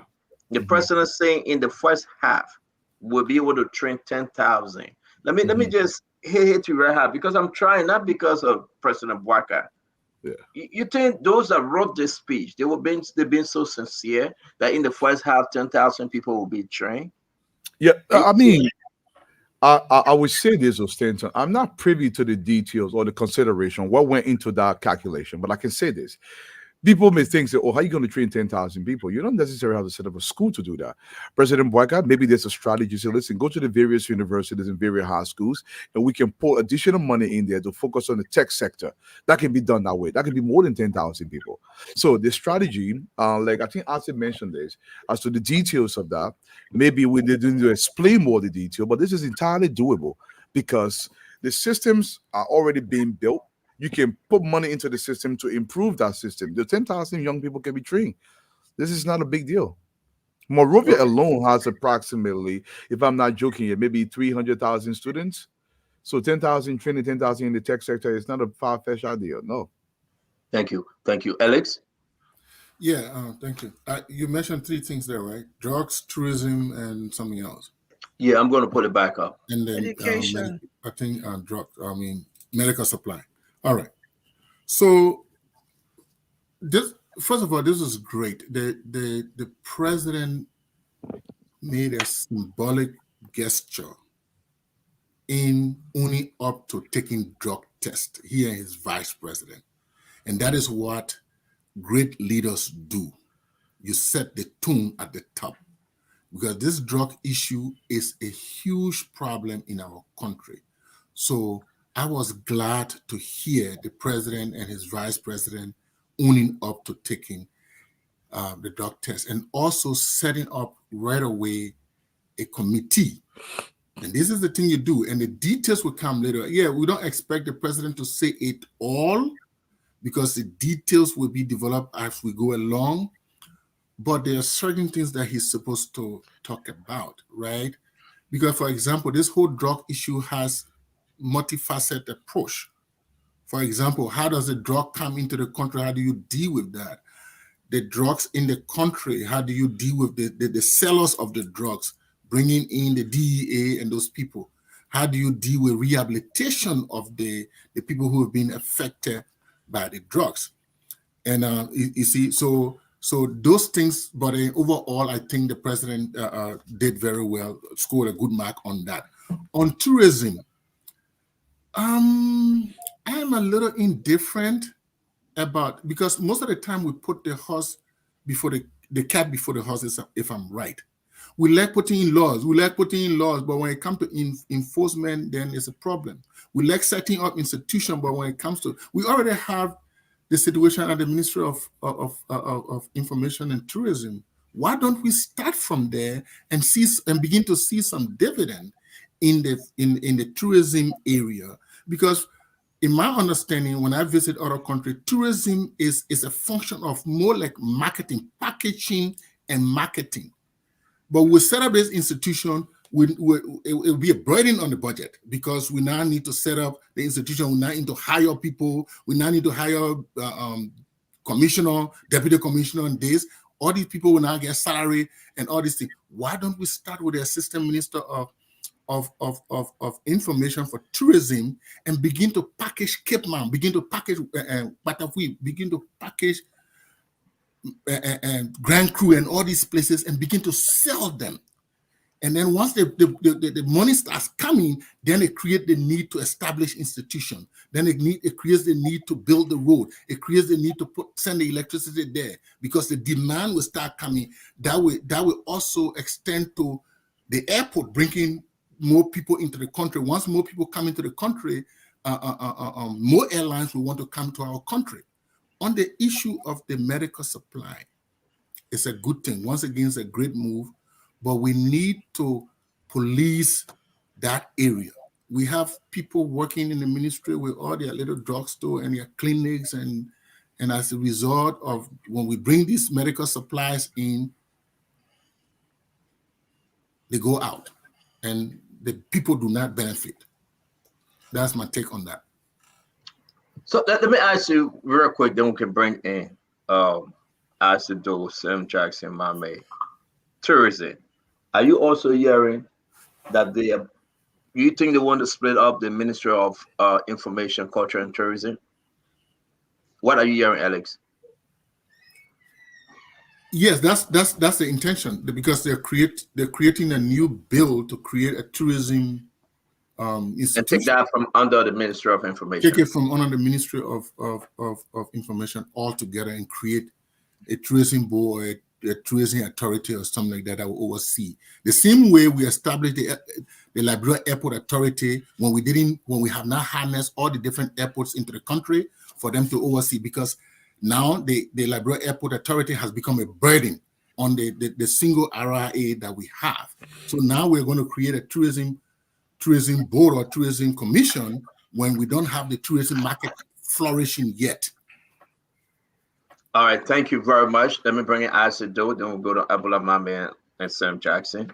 Isaac, your takeaway from this bullet point, and that's what I'm hearing also, I should just say. Thank you. Yeah, you guys are coming in low broken, so I'm not sure we are actually hearing you very clearly. But before I quickly go on the points that have been discussed right now, I think Mame, right, was saying something about what we were discussing previously. I didn't really get that clearly, but I heard something about some economic issue about finance, taxes, setting money, lifting. I'm not sure if I really got that. If that's what he was actually talking about, Mame, maybe you did not actually see the points. Things concerning the local government were two. One is establishing the Ministry of Local Government, and the other one is, he said, full implementation of the local government act. That act is the one that is the economical and the Ministry of Local Government is different. So you want to look at it again. But let's go on the points right now that we have, if you are hearing me. Ciro, first I want to go on the tourism aspect. These are very good, bright ideas. Again, it's just broad in nature, place out there. We don't know how long that's going to take. We're going to establish a new office. I will come back again to the budgeting implication of it. How is that going to work? Well, I don't know. And, I basically got all of the things he said. And again, it would be the same thing I would say over and over. I practically who want to be very much straight on those things he did not say. And that we all can agree are very important to Liberia. Now, there are few issues that took the election the way they went. Those were the bread and butter issues of our country. Those concern the issue of rice. What would the government do to address the issue of rice prices? Nothing said about it. Those concern the issue of security. What would the government do? Nothing said about it. You come to the issue of education. The president said education is not a privilege. It should be a right. We know. We knew that since 1847. So what will we do now to have that being the right issue? That's what we know. Education is right since 1847. There's not anything we are not disputing. So if you were to look at all of those things left out, it kind of make us a little confusing. Now, drugs. The president said we tackle drugs, and he said here a VP will take in drugs. I don't know drug test. If they take the test now, are they going to publish the result? What does that really mean after taking the test? What does it really? I don't know.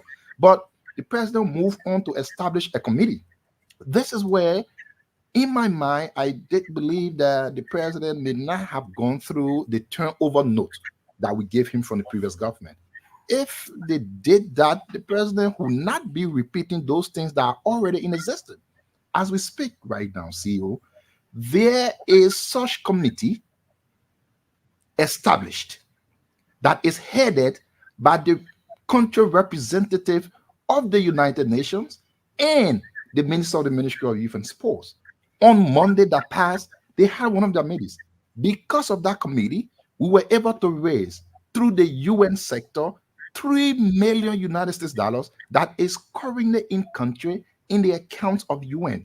In addition to that, the government, as is in the budget right now, pledged to donate $1 million every year. So if the president now is going that route, one who can we interrupt you for a bit, Isaac? Isaac, I know you. Isaac, let interrupt you because we understand the committee was set up by George Panel. We have that famous video. We understand all of that. But this committee that is set up now by President Joseph Yuma Boyka will be headed by the Minister of Health, DEA, Gender, Justice, and he named them all. So let's just forget about the setup of the committee. Let's put the money. Can I finish? You will finish. No, I beg you. I want to ask you a question. I want to ask you a question, though. You will finish, please. And it's important. The $3 million is stay in question because your government at the time is the money. Zoga Wilson is on tape saying that he didn't receive a dime of that money. So we don't want to go back there. I don't want you to celebrate and say stay in the cover of the government or the UN. Because we brought Zoga on the show, we discussed it. Zoga said, "I'm at 2 hands. Alex, I didn't see any 3 million." He's on tape saying it. How can you say 3 million and stay there, Isaac? Finish up and we'll go to Abula Mambe and say and Sam. So CEO, that's why we've made it upon ourselves to return back on Spoon and the show. We provide the correct information. And again, like I said, words don't move our country anymore. Actions will do. Now, CEO, if you come and talk, say you're looking for money, you can't talk about money today and you get it tomorrow. The issue of getting money from partners take a little while. It's a process. So CEO, again, as I'm telling you, the 3 million I'm talking about was approved by the UN donor around August of 2023. So at the time that we launched that program, we did not get anything more than 225,000 that we got. When you were asking the minister at that time, the UN had not approved that money yet. And again, getting money is not one day thing. I understand Mr. Boyka is going to do all of these things. Car will not hitch nowhere. But getting money is not 1 day, it's not 2 days. It takes process. So at the time the president launched that was some 2 years ago. But I'm talking about process that was some 6-7 months ago. And again, let me move on to say, that is there. You talk about the Minister of Health, the Ministry of Health heading that committee that the president talked about. You will want to know that the Ministry of Health heads the technical working committee on the very at-risk youth that we have right now. So it means there will be a total going around the cycle as to what we will do again. And that means we're going to be having a prolonged time in which we should be having an impactful program that will I said, hold you there. Let me bring in. Let me bring in my mate. We're gonna hold you there. I say it's not saying the truth about that $3 million. Now I've asked the guys to please find the clip when Zoka Wilson appeared on the show. Samuel Toy said he gave the money to Zoka $1 million at the time, Abula. And Zoka came, the youth and sport minister said no, Samuel Toy didn't give him any money. I don't know why I just sit on the show talk about 25,000. The money was made available, the donor contributed, and the rest is history. Abula, come in, let's talk about this thing. It's very important, Abula. That's why we have Mr. Jackson and Isaac on the show to help us understand better. But the thing is, right on the day of the launching of the event, there were even cash contributions that were made. Beyond just donor commitment, there were cash contributions that were made. The president and all the other people made cash contributions. But the whole tirade, from the CDC. Who made that? Who gave the cash contribution? When Stanton played the recording of Minister Zuka Jeans, when Stanton played the recording of Minister Zuka Jeans, you were listening to what he said. Yes, Zuka Wilson. Yes, Zuka Wilson. You were listening to him. I will not speak for him. So whatever happened there, Zuka Jeans knows the story better than me. He explained that Stanton will play. But Stanton, please put up those talking points again for me. Let me there you go. Them. Again, coming from the same way I started, the president painted the distressed state of the country, but he did not want to leave it like that. He wanted to give his people hope. He wanted to inspire hope about things he would do in the midst of distress. He pointed to drugs. Who in Liberia is not aware or directly or indirectly affected by the drug epidemic? His statement to take drug tests is not a solution. He's sending a message of uncompromising commitment across the country about his fight against drugs. That's how leaders behave. That's how leaders inspire people. That's how leaders show commitment through voice. That event was not an implementation strategy meeting. It was intended to deliver a speech on the state of affairs of the country. So the president was using words to inspire his people.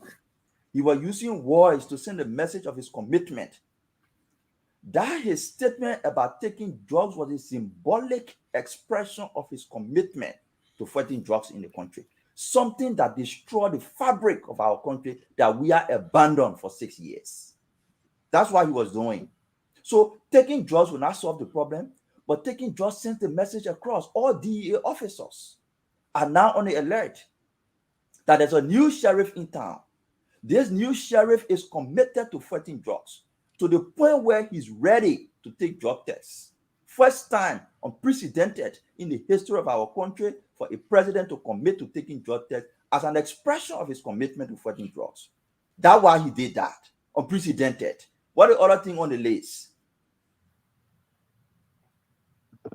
I beg you, before we move to the other thing, don't you think it would have been better, and this goes to everyone, if the president was just going to just select all drugs czar, someone that say, instead of creating all these different folks, because these people just coming into the ministry now, they got a long way to go. Health Minister, Dr. Poto, if she confirmed. DEA, you talk about A.B. Krumah, if he confirmed. Justice Minister, you are talking about Councilor Cooper Cra, if he's confirmed. You can go ahead and name them. But why couldn't he just create all drugs czar?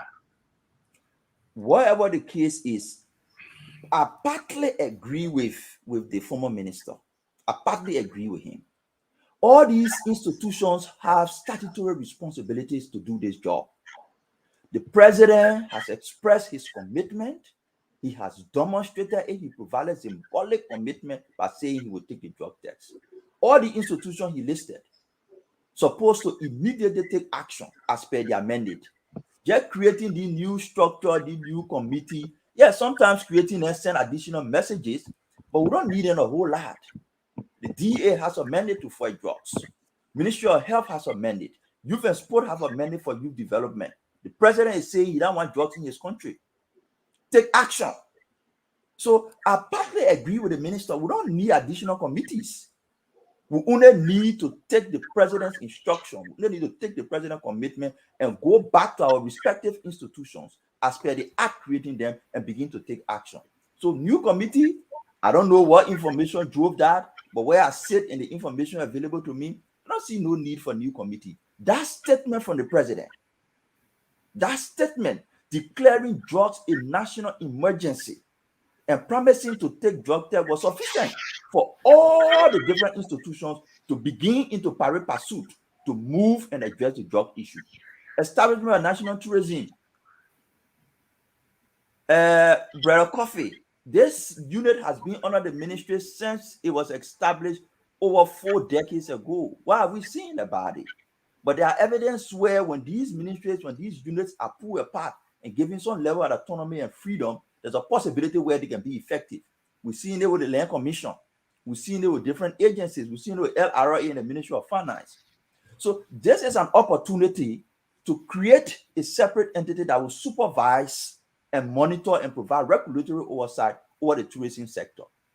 I'm not very optimistic about tourism resources in the short to medium term. I am a president of Liberia. I will not close down tourism, but I will focus and invest more in agriculture. Pay attention to where the poor people are and the sectors that they can participate in more effectively.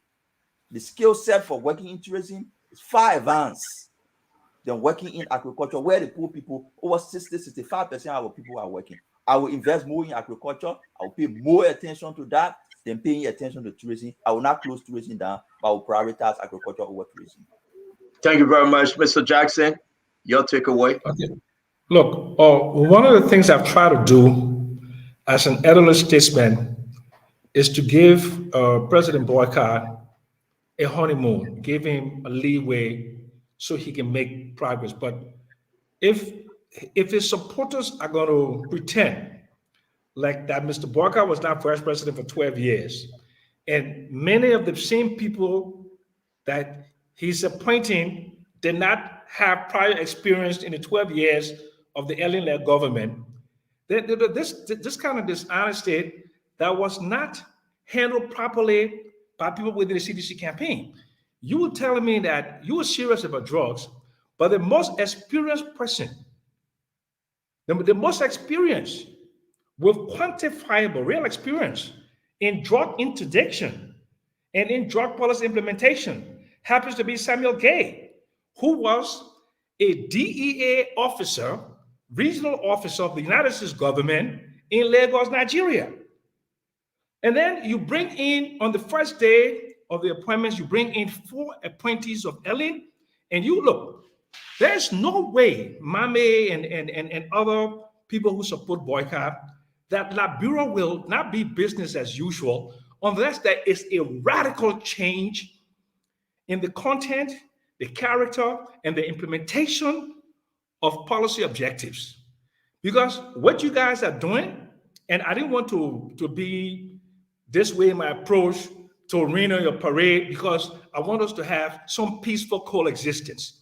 But if you're making it to the people of Liberia, that you have all the answers for all of the questions, the historical questions since 1847, and you're making it seem like you're going to have a magic, you're going to wave a magic wand. What you're doing is you are doing this way thing about irrational expectations. That's what you're doing. Are you having a problem with that appointment, Mr. Jackson? Are you having a problem? No, I'm not cutting you off. I just throw in a question. It's very important. You went back to the first 4 appointments, say they were all from Madam Salih. Are you having a problem? I said to you when I was talking that day, and when Mame was using insulting words like pedestrian argument, and I don't know where he learned the word pedestrian for and how you can use pedestrian on somebody like me, but I was telling him that the proof of the success of the Joseph Boycott government would not be in speeches. It would be in the what? The achievements of real objectives. And real objectives cannot be achieved without marrying competent people people who have new and radical and unusual approaches to problems, and then you combine that with getting the resources. And you all should know that Liberia is a donor-driven country. Fiscal space is very limited. Fiscal space, or 90% of the expenditure, okay, revenues go to running the government, 90%. So you only have 10%. Where are you going to get new monies from to have a strong interdiction effort? What are you going to get money from to put in a strong rehabilitation effort? Where are you going to get money from for all of the health objectives that you have? Where are you going to get money from to create a new minister of local government? And who will be the new people that will be radically opposed to the way things were done in the 12 years of the Boyka administration? This is not a new precedent. This is a vice president who was vice president under a failed regime for 12 years. But they were able to bamboozle the public by making it seem that these are rescuers that are coming, okay, to make things happen. Sam, I think I give the guys a chance to respond to you. Hey, listen, this is what Spoon Talk is about. I told you guys would not just be, and all respect to you, Sam. I'm not beating you on it. You and Isaac, though. Let me go to Dr. Richardson. You just heard what Sam said, Dr. Richardson. The issue is that new wine in old bottle. Dr. Richardson. Yes. I think that Mr. Jackson is making a point. He wants to see actionable steps, not just words. We come from a history of, I think somebody said, where words have been thrown at Liberians. So if we can have some measurable, actionable steps, it's kind of what I'm agreeing with Mr. Jackson. But at the same time, I also want to recognize, like he said earlier, this was just a speech. The president has only been in power for a week. So I'm willing to give, some grace period to see how these words would turn into actions. I thought overall the speech was the delivery was good. It was short enough so that we could get some highlights. However, though, I wish that the speech would have went further when it spoke about some important issues, such as the drug issue. In my business, there's an interrelationship between drugs and mental health. We always want to know what is causing someone to use drugs. Are they medicating themselves? And then when you start to use drugs, there's also an effect that happens not only on the family, but the community and the society as a whole. So I believe that, yes, to highlight the issue of drugs, it's important to say, okay, I want to establish someone to study Kush or to manage Kush, but also highlight, we have a mental health bill on books. The implementation of that bill, or even to strengthen that bill, I think just having him familiar or speak briefly about that bill, because there is an interrelationship between mental health and drug issues. Mame, I slightly disagree with you. I believe that we can chew gum and walk at the same time when it comes to agriculture and ecotourism. Yes, I think the agriculture ministry should be separated, because historically we've seen that the tourism part of the Ministry of Agriculture and Information has not really worked up to its expectation. And I think we are mixing that information with politics, because the information piece comes with politics, serving in a way as the government propaganda agency in tourism. So I don't know how we can mix those two information together. But I believe that there's a low-hanging fruit that we can expand on when it comes to tourism, because it doesn't have to be 5-star hotels and training the best of people to welcome people. We have a lot of great spots in Liberia, like, Pata, we want to hear, but Cape Mount, as Mr. Coffee mentioned, Buchanan, those areas that are low-hanging fruits when it comes to tourism, that we can manage well and use the staff that we have right now. Just a little bit of training will help them in the same way that we'll train people to just utilize some agricultural structures, so agricultural skills. Education, I wish you would have, the past government talked about, education at a higher level. Maybe the only thing that specified was maybe YFE for maybe the middle school level or whatever.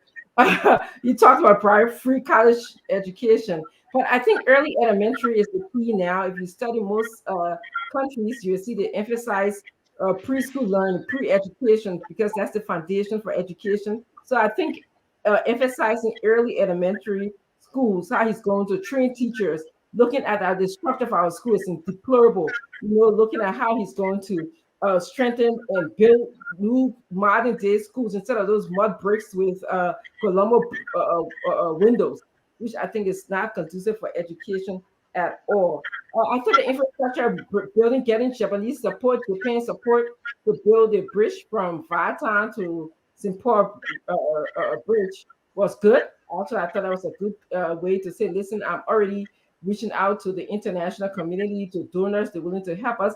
I wish that, like somebody said yesterday, there are also money available from the Mana River Basin, the UN agency.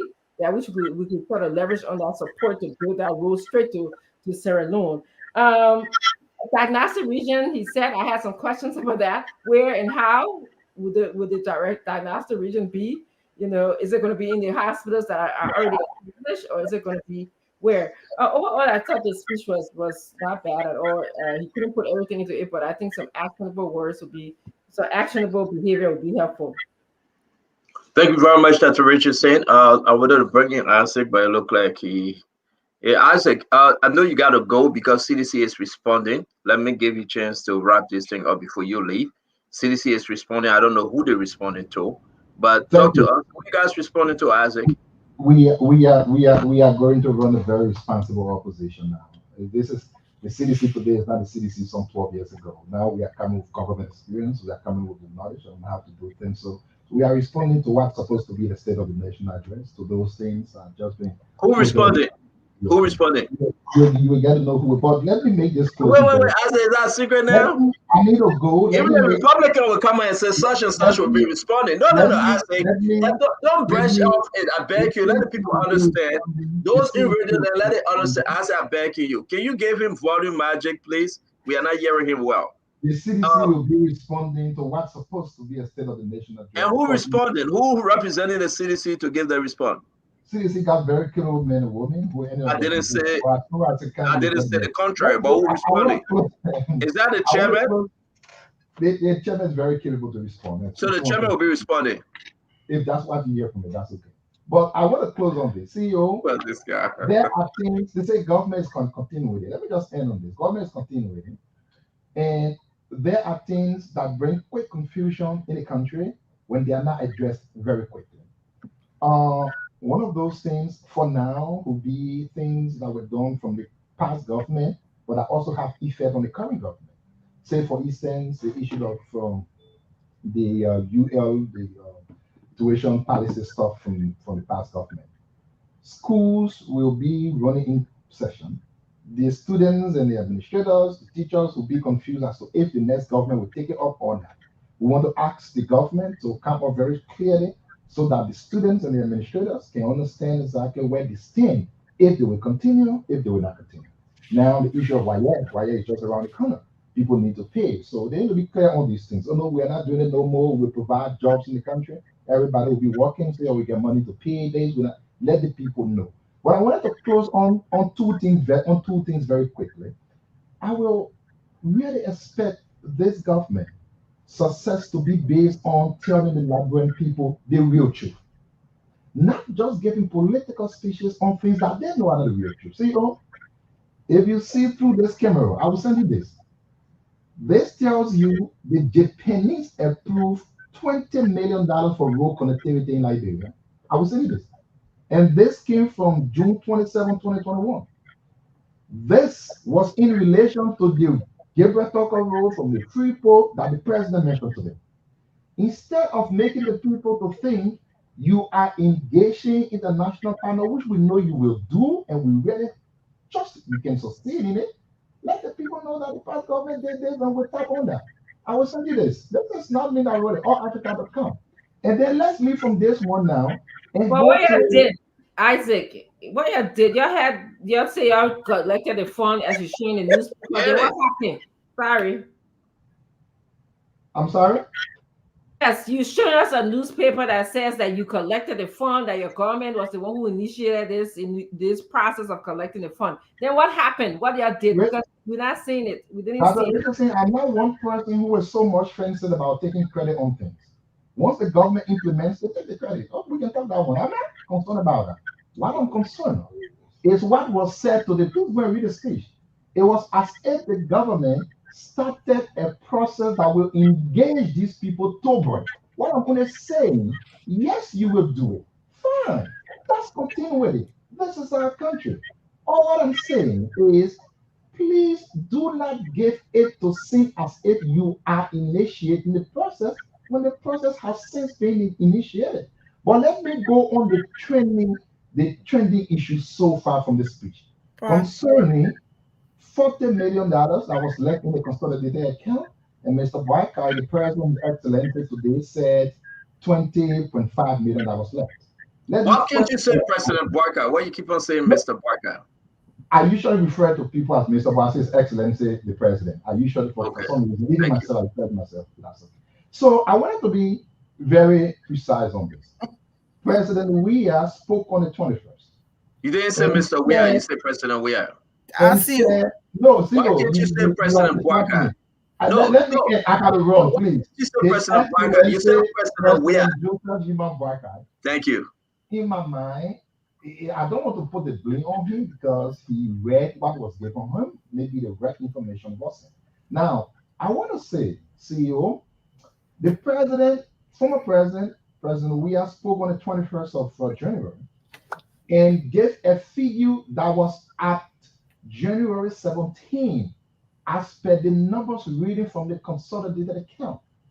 And the CDC, fortunately, will be asking the government now in power to publish the bank statement so that the people can clear order and know what figure was there.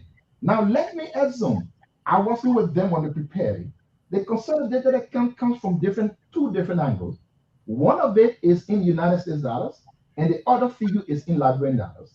When President Weah spoke, he gave the figure as a combined figure in both United States dollars and the Liberian dollars portion converted to US dollars as an addition. So if you were to come and say you have 25 million as at January 19, when the president spoke of his January 17, we will really hope that this government can make a single, this is public record, give it out to the public. We do have it. We have all of the figures here. If the government cannot give it in like 1-2 hours, 48 hours, we will come and publish it. But I can tell you, the government's consolidated account in Liberia had a total of 40 million for $44,365. So somebody just send that to you. So why didn't they post it? Why President Weah didn't make sure that the public saw that? Why is it now that we're talking after? President Weah did not know that anyone. Why didn't we get backing for the 40 million from President Weah? That's what I'm answering you now. President No, Weah but we can get it from you. We should have gotten it from President Weah, since you're expecting it from President Boyka.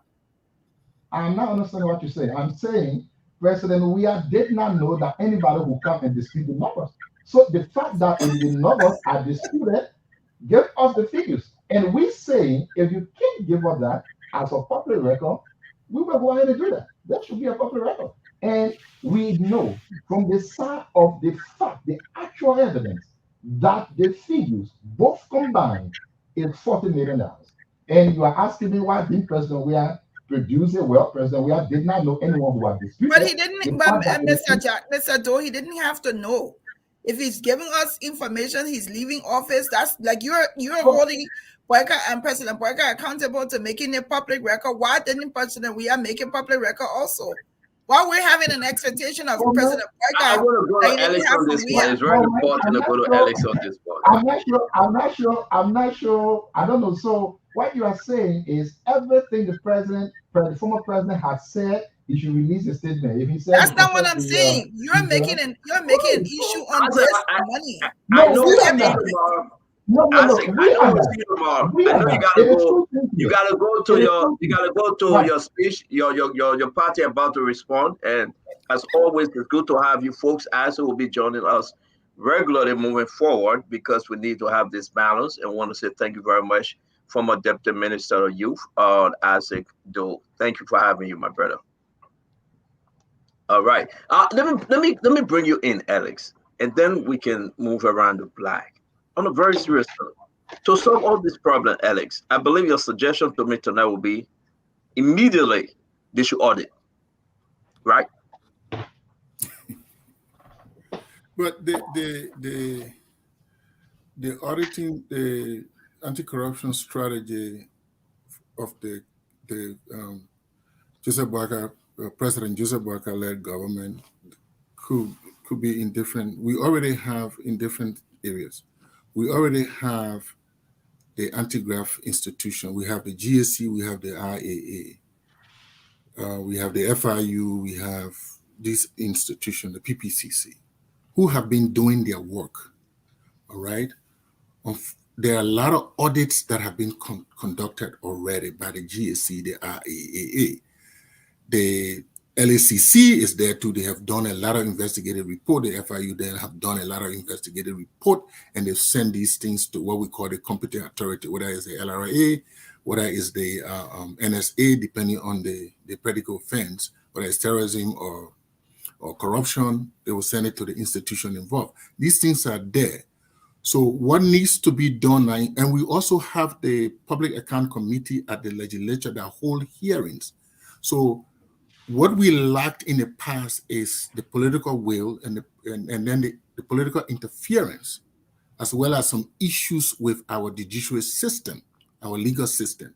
So what we need now is a bold step. The same way Boakai said he was going to take the drug test, it should also announce that we will resume the PAC process. All these different audit reports that have been conducted will see the day of light, so that from there, prosecution and other things will happen. Now, far from that, we also need now to establish the investigative and the asset recovery team that will now pick up most of these different investigative reports that have been lying there to fast track them, as well as also helping to fast track audit reports that have been lying there. So this needs to be done, because auditing a government is like auditing the different functionalities, different functions of ministry of, and I'm glad I heard that Mr. Boakai said, President Boakai said that it's not only the executive branch of government, it will be across the government. So that means they will be auditing the legislature as well as the judicial branches of government as well, which is key. Except that what I didn't hear is that the establishment of the asset recovery situation in the country. But let me, Mami, you one of the smart and analytical guy I see on the show. But let me make a point here. What I said was based on my experience in West Africa, in Ghana, Nigeria, Senegal, Gambia, right, on the tourism issue. And Francine here is right. We can do both. Agriculture and tourism, they're all important for our economy, right? Tourism is key. Now, what I was trying to say, based on the experiences of other countries and the experience in Liberia, these countries package and sell. When the revenues start coming in, when the demand start coming in, then they form a separate institution. In Liberia, we are good at certain institutions, but we're not good at acting. I'm not against the establishment of the institution to remove it. But when we do that first, before acting, we got tourism potential that we're not tapping in, even with the existing institution that we have. It's like we make the law on gender violence. We don't do anything with the law. People don't go to jail. People don't go to court. Then we say, oh, there's a problem with the law we want. We have not, like Darrell Delon said, we haven't even tried the law, but we're talking about amending the law. So that's the direction I was coming from, that we should do something first because the potential is there. We're not doing it, but we want to establish first.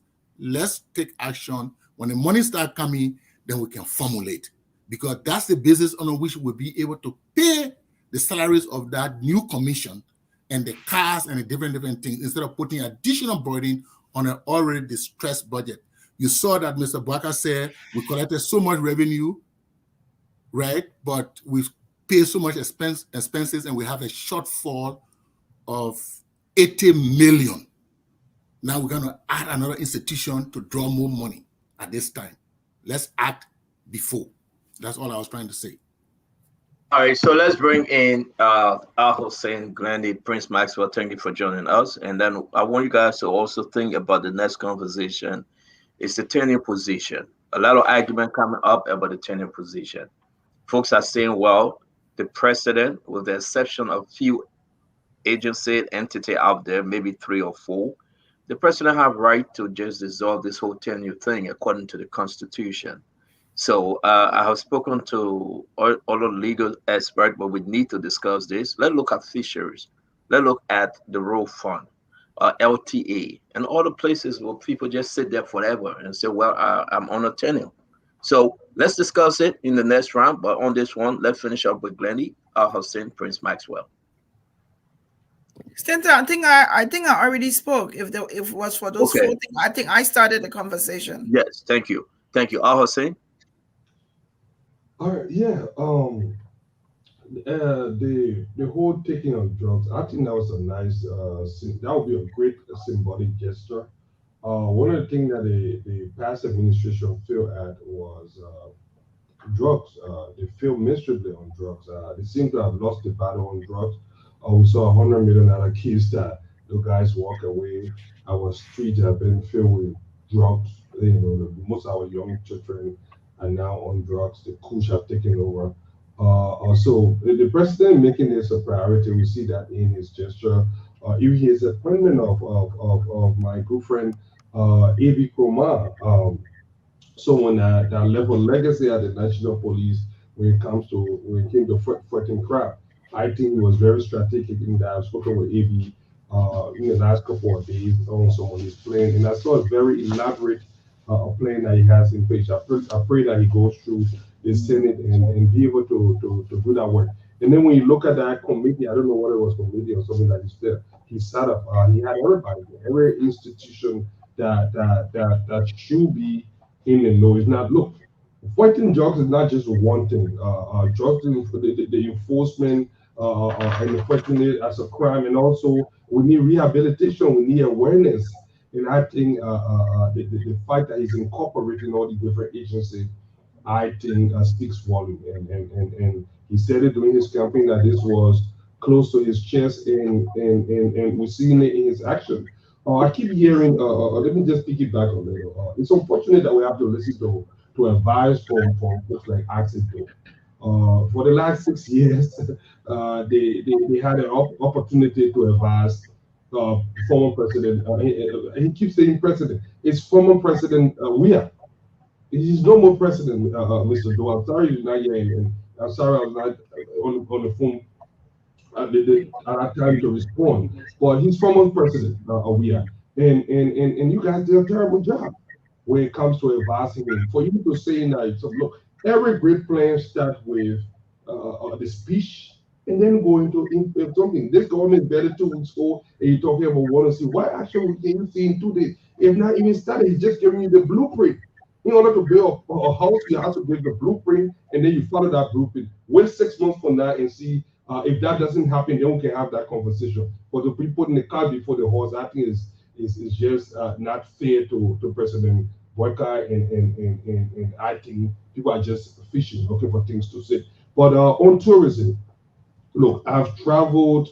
I'm an avid travel a lover of traveling, especially around Africa. During the COVID, I made it my duty to go around the sub-region. I was in Senegal, went to Ghana, Guinea, and most of the other countries. Look, you go to the Gorée Island in Senegal or whatever they have in Ghana. These people are making millions. I think there was a brilliant idea. Look, tourism, Liberia should be the Black Mecca. This is the first country in Africa. Our country alone, the history is something that people should be flooding to our show to something. We need to correct most of those sites now and start something. So the fact that it has now worked under the Ministry of Information, I think it's a very brilliant idea. I think that thing should go beyond that and just become autonomous. Because I think when we focus on tourism can pay for itself. Every African American in this country that are flooding to Ghana now should be coming here. to Liberia because we have a very close relationship to the U.S. than any other country in Africa for that matter. So people should be coming to our show to see what we share in common, the names of the different cities, the architecture that was brought back home by some of our founding fathers and things like that. So I think we need to do that, and I think we can still do that and take care of agriculture. When the president talk about agriculture, look, this is 2024. We shouldn't be importing rice. Why? Why should we be importing our staple food? Go to Ivory Coast, they eat yam and acheke, and they produce most of those things. They eat pretty much half of what they eat, they grow it there. I think we can do it. Our soils are rich. It has been tested. I think we have everything here we need. We just need a president with the will, and we are seeing it in Ambassador President Boycott. I will stay used to the ambassador. It's new, but we'll get there. Thank you. Then the revitalization of education, that as well. I don't want to go into detail now. The medical supply. I think those were all great talking points today. We have time to go into detail. Thank you. Let me bring it. Thank you. Also, that Richardson will come to. Let me bring in Prince Maxwell. Then I come to you. I'm also going to bring in Councillor Edwin Martin to speak on this tenure issue because he was one of those that were affected as head of LCC, and the president had to remove him. They went through the legal process. So it's important as to see what will Jose Yuma Bwaka do, President Bwaka, whether he's going to go through the legislature to ask for those continue to be removed. Prince Maxwell. Yeah. Hi, guys. And hi to all of our Spoon audience that's listening right now. To the diaspora in Belgium, hello to all. First and foremost, I would just like to say kudos to all of the ministers that will be going for confirmation this week. Now that the president, Sona, has kicked in that process, we wish them all the best as they get prepared for that confirmation process. The Liberian people are looking forward to moving their lives and in the lives of their children. So we hope that those confirmation will feed into that for the prosperity and the implementation of the president's agenda. Quickly, let me just say something because I was listening in the back, but I couldn't understand this. I listened to the president's speech. The president said 10,000 training. The president never gave any guarantee to anyone say those 10,000 people will be graduated within that period of time. He said he will put 10,000 person in training. And we forget to know that the president of the Republic of Liberia is powerful. The president of the Republic of Liberia is a powerful position. Yes, any president can put 10,000 persons in training. The idea of graduating those people is a whole different conversation. But yes, that's highly possible. So I just want to put that out of there. On the issue of drug testing, it can be interpreted in so many ways. But I would just simply say this. The president was sending a clear message. A clear message.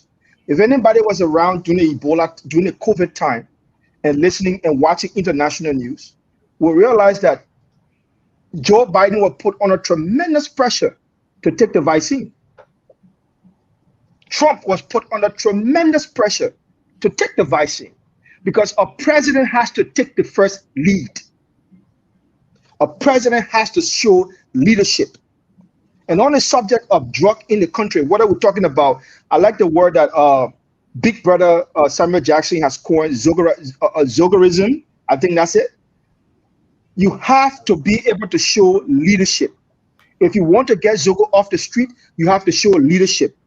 We know the source, we know the root cause of the Zogos on the street. We know it's drugs, poverty, and many things. You have to take leadership. The president has stepped forward to take leadership on the drug issue by saying and declaring to Liberian people, he will be the first person to show within his government that he's going to be taking his drug test. That goes across the board. That all ministers, all agencies, anybody going for confirmation, anybody who coming from confirmation, including those in the security sector, will have to go through the same process eventually. And I think that's a clear message. We should all thank the president for making that declaration and go in that direction. Thank you. Thank you. Prince, thank you very much. Dr. Richardson, make your point. We'll be bringing Clara Edward Martin in to speak on this issue about the tenure. And go ahead. Yeah, so quickly, I wanted to just say that I just fact-checked Isaac Do, and it is right that the Japanese government donated $20 million for the for construction from Gabriel Tucker Bridge straight to St. Paul. But I don't know what happened in between with this government, whether they dropped the ball in terms of the continuity of the construction. We know that only the Somalia Drive Bridge was built and finished. But then what happened? That is the question. So I think it was rightful that President Buckeye included that in his speech to say, I'm going to continue this project. There was a lot of questions previously about what happened at Jamaican resort. Was the president's state of mind? So to me, I wonder if when President Buckeye spoke about taking drug tests, was he again speaking against the backdrop of people questioning the state of mind of our past president, or either what was happening at Jamaican resort? Yes, indeed, it is a good thing for him to say, yes, I'm going to lead by taking a drug test, but I also think that we should push a little bit further by saying, teachers and security apparatus should take drugs as well. I think tourism, I wanted to add, I'm happy he mentioned the diaspora. I think it's something that we have not mentioned here. He did mention the diaspora in his speech. He talked about praising the former president, for initiating that process. But I think using the diaspora community and implementing tourism goes hand in hand. Or I think we can also start a return of the diaspora community. That'd be because a lot of us are already traveling home. It would be a big boost to tourism, and it also be a big boost of recognizing us as member of like the Liberian citizenry. We're using the internet. Nelson, we can hear you. If you can hear us, let's just go ahead, and I'll be bringing in Councillor Martin. But let me hear you, Mr. Jackson. This thing about the tenure position, we have said enough, but you came a little bit hard. A lot of folks saying, wow, Mr. Jackson, talking about the past government, the first 5 appointments is true. People are saying it's true. You are right. You talk about Minister of State, Sylvester Grisby, Samuel Kofi Woods, and the rest of them, indeed, Gregory Coleman, they all came from Madam Salif government. I want to give you the chance to expand on that because people want to hear you and want to make your case. Then from there, I want to also give you the chance. Talk to us about those tenure positions.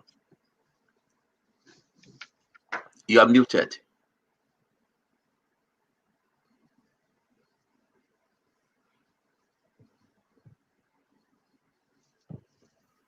Okay, so I have always been for a radical, no-nonsense change in Liberia. The way we've been doing this since 1847 has not helped us. I wrote a book on that, Stanton. Business as usual. Rich land, poor country. When you want to define insanity, is doing the same thing over and over and expecting a different result. All of the things that we have thought about doing in Liberia, the most important thing is what? Security. Security. We have not been able to build a strong, rules-based, a governance system, a justice system that provides minimally equal. I mean, there's no country in the world with equal justice for all, but minimally provide justice in a way that is credible and you make a good half-hearted attempt. So if you want to brand a country, build a country, and make all those things that we want to see happen, tourism, you can't develop tourism without a rule of law. No way. You cannot bring American tourists to downtown Monrovia after 6 o'clock in the evening because they will be robbed and some of them will be killed. You can't do that. You cannot go after corruption if you don't have a special court that deals with corruption. These radical approaches were not done by Madam Salif. They were not done by President George Weah. And what we've seen, the little that we've seen of this new administration, is not going to anything a radical alteration of the way we do things in Liberia. Because you're bringing the same people back. That's what you're doing. You're bringing A.B. Kroma back. A.B. Kroma is very good at, the Pimpin boys and the Keke boys, them wrestle with them. But that's not a judicial system that brings law and order, that tries to deal with dysfunction that Dr. Richardson would know about the dysfunction in this society. You need some brand new people that we never heard about before.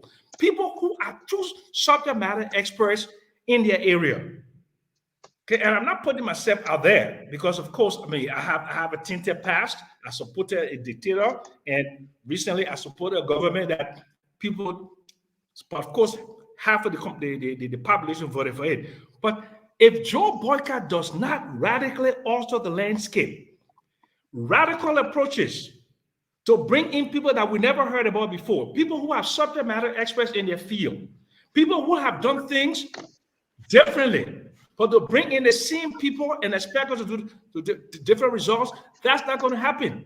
Look, economic emancipation. Sam, we gotta move to Mame and come back. I want to ask you a question. Ella also asked you some question because seeing Prince Maxwell, Al Mame, they all getting, you getting on the sleep. Don't you think these people will deliver though? Don't you think Gregory Coleman? Let me finish with my question, sir. Gregory Coleman, A.B. Kroman, Boyman Kamar. Let's talk about them down the road. Sylvester Grisby, Samuel Kofi Woods. You are naming them. Don't you think they are in a position to deliver for Liberian people, or are you not optimistic? Look, these are very brilliant people. These are competent people, and no one can take that away from them.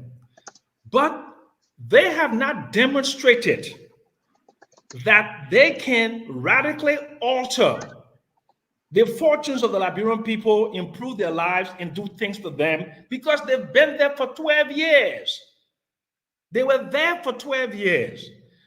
You cannot tell me any one of them. What was Gregory Coleman's major achievement as an IG for the police force? What was Kofi Woods' major achievement, Minister of Labor? What was what were their major achievements? What did they show me a paper they published? Show me a baseline study. Show me a strategic plan and the objectives that were achieved by these people. Mr. Boycott, he calls himself an agriculturist. An agriculturist. And if you're an agriculturist and if you believe in farming, the base of your speech today, the fulcrum of that speech should have been agriculture, because it's agriculture and value addition that is the one that is going to bring economic empowerment, income, aggregate demand, and improve social economic progress. That's the way it's going to be. But if you're going to bring in 3/4 or 80% of people from the preceding administration for 12 years that don't have any quantifiable achievements that they've made in their lives within the government, and you tell me that these people are going to come down, what is it that they're going to do differently that they didn't do in 12 years? What is it? All right. So hold on. Let's see if Mame can answer that question before we go to Alex and bring in our female from on this. A great question. We all script now. We're going to focus on the tenure, but after this segment, then we go to the tenure position. Mame, question from Sam Jackson. We had a discussion before, and and Uncle Sam keep bringing old stories up, and I describe it as pedestrian, and I make no apologies for that. You question Kofi, you asking question on the show. What was Kofi's achievement? What was Gregory's achievement? You are not pointing to saying this was Kofi's failure based on his objective that he set and he did not meet. So on that basis, he's not qualified. You're not saying this was the objective of the IG and the police, but Gregory did not meet it at this percentage, or he met it only at 5% and he feel 95%. You asking question, you are still asking question. In the midst of the question you asking, then you doubting and passing verdict on these people's ability to perform. When you have not convinced yourself that they did not perform before. Oh, Come I'm to this convinced they argument. haven't performed. You want me to list it? I can list the failures. No, I come in. You took You want time me to here list to the speak. failures? I come in. I can list the failures. I come in. You took Okay. time here to speak. This is not your first time. The Okay. first time you came here, you ask questions. Today again, you come here again, you ask questions. Did they perform? What did they do? What was their objective? How were they met their objective? I'm saying, in the midst of your doubt, you are casting verdict on their ability to perform in a new regime. But here's what I want to tell you, Mr. Jackson. That President Bouakai and these people worked for 12 years. 12 years they worked together. The Liberian people elected President Bouakai. He has confidence in them. I personally will not put my neck on the chopping block for any public official. What I would do, if I have evidence, like I have in the case of the Deputy Minister for Budget, I will question your ability to deliver on the Bouakai's agenda. If you don't have it, leave it. And let's give them the benefit of the doubt. President Bouakai is making his decision. There are instances where we here have questioned those decisions and raised issues. But you don't have anything against these people. Your only issue you have against them is they worked 12 years before. Bouakai himself worked 12 years before. So that's my issue. If you want me to speak on the Tenure issue, I can go ahead, but if to respond to Mr. Jackson's issue, it's still pedestrian. He's not pointing to anything specific. He's not pointing to their objective. He's not telling me to what extent they met it and did not meet it. He only saying they work in early government 12 years. Bouakai himself working early government 12 years. Does that disqualify him from becoming president? This man under early 12 years is today calling for the establishment of an ombudsman. That is radical. It's not normal. The establishment of the office of the ombudsman sets the foundation for accountability in the enforcement of the code of conduct.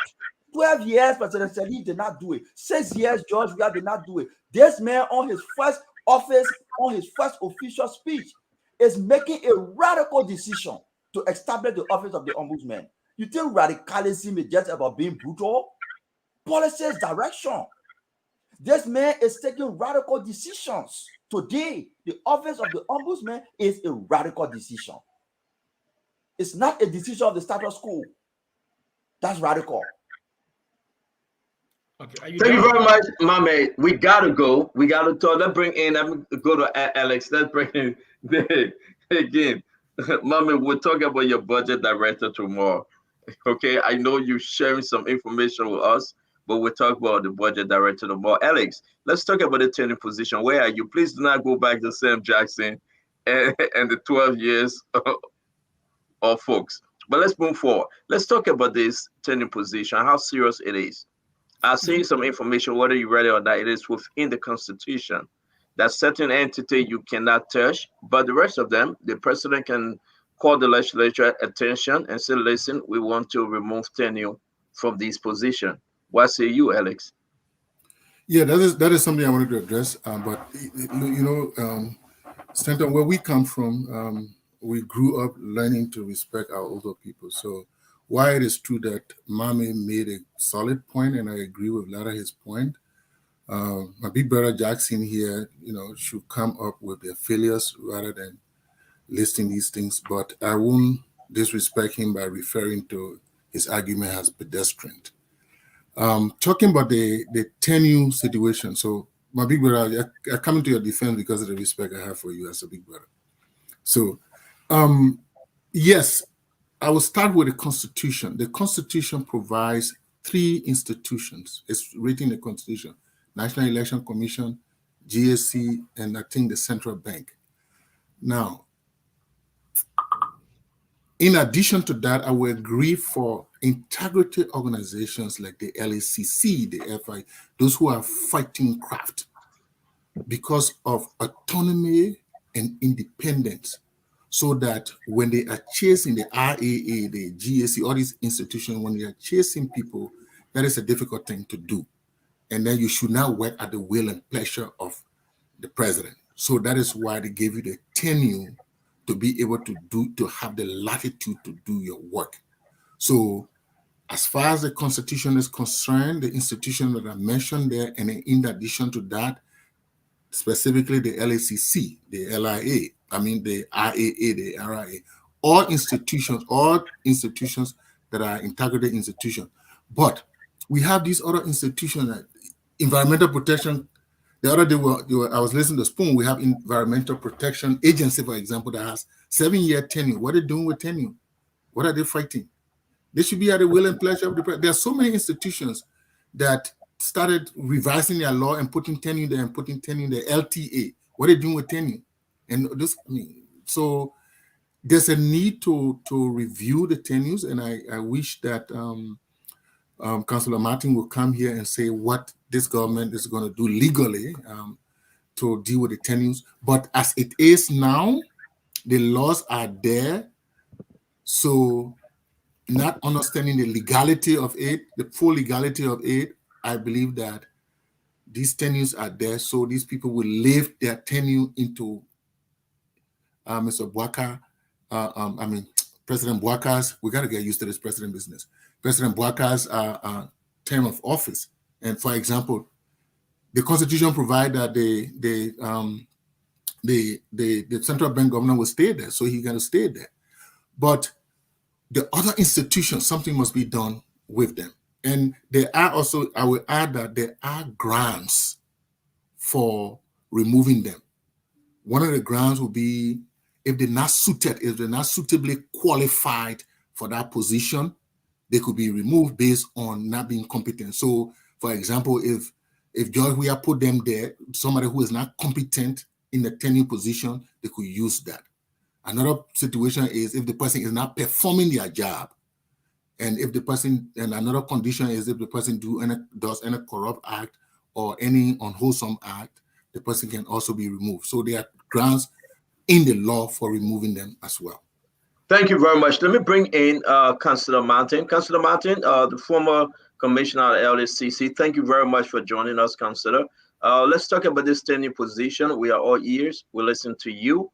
What was your take? Are we to a place that constitutionally President Joseph Yuma Bwaka can start revising some of those position titles?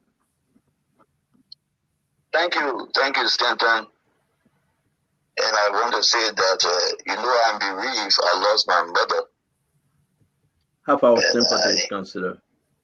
Our sympathy, Councillor. While we are preparing for a burial, you called me. I'm on a national obligation to respond to you so as to clarify this sticky issue that is over our country. I serve as Executive Chairperson of the Liberia Anti-Corruption Commission. And you know that I was very robust in the George Weah administration, where I challenged the fact that I could not report to the office of the president by the act that established the LACC in 2008.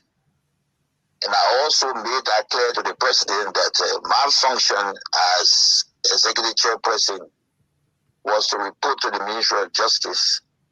And if the Ministry of Justice feel on the aspect of prosecuting those that were caught within our dragnet of investigation, it is our responsibility to go ahead and draw up indictment and prosecute. The president was not satisfied with the kind of a speed that I took up with to expose corruption in his government.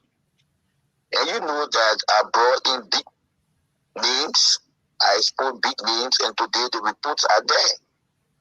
And even we have more reports on the George Weah administration on people who have acquired suspicious unexplained wealth. And those reports, we have them, that tomorrow when we are given the opportunity to serve this government, although we are not opting to say we are lobbying, but when we are called to serve that national responsibility, we would to be able to bring those people to book to account to liberate people the action of theft and corruption. Georgia was never satisfied with the kind of action I was taking because I was very progressive, active, and robust, ensuring that all those that were called on our webnet were indicted and to face subsequent prosecution. So what Georgia cleverly did was he went through the national legislature and said, look, this man has a tenure. What do we do to kick this man out of office? So that time it was Councillor Vani Sherman who was chairman on the judiciary. And they went to work and crafted what they call the amended reinstatement and act of the LACC. And in that act, they said that current commissioners of the 2008 act that was established under former President Ellen Jones Sirleaf, those commissioners will hold on under 16.1 and 16.2. And when the law is passed and the vetting committee set up and those are vetted, they will automatically be removed. Looking at the process under which that law was drafted, we challenge it. And at the removal clause of 16.1 and 16.2 in the reinstatement act of the LACC, we felt that that was unconstitutional and violated our rights under Article 20, which called for due process of the 1986 Constitution. What we decided to do was that we filed an e-re proceedings. E-re proceedings is that when the legislature is violating constitutional provision on the issue of due process of any act of the Constitution, the petitioner go by e-re proceedings at the Supreme Court. So we filed an e-re proceeding before the Supreme Court, challenging the LACC due law on the basis that our removal was in violation of due process. Because the LACC law says for you to be removed, there must be proven cause of corruption or misconduct. But mind you, the new law only say that we should be removed, we should hold on until the new people are vetted and subsequently appointed by the president, we should leave the LACC. We fled to the Supreme Court. And the interesting thing to know is that when we went to the Supreme Court, there were three constitutional provisions that we rely on. We rely on Article 20, which talks about due process. We also look at Article 21, the issue of ex post facto. Laws are not retroactive. Then we look at Article 25, which talks about the obligation of contract. And the Supreme Court, in its opinion that was delivered, which I sent to you, the Supreme Court said, hey, when it comes to the issue of making law, that responsibility is constitutionally given to the national legislature under Article 34 of the 1986 Constitution. The national legislature is clear with the authority to amend, to dissolve, to restate, and to merge any law. That is their responsibility. So the action of the national legislature was not wrong. That's what the Supreme Court said. The action of the national legislature was not wrong to dissolve the 2008 law of the LACC and bring in the 2022 law, the reinstatement law of the LACC that bring in 7 commissioners. Then the Supreme Court went further to say, under Article 89 of the 1986 Constitution, there are integrity institutions that were created purely by the Constitution.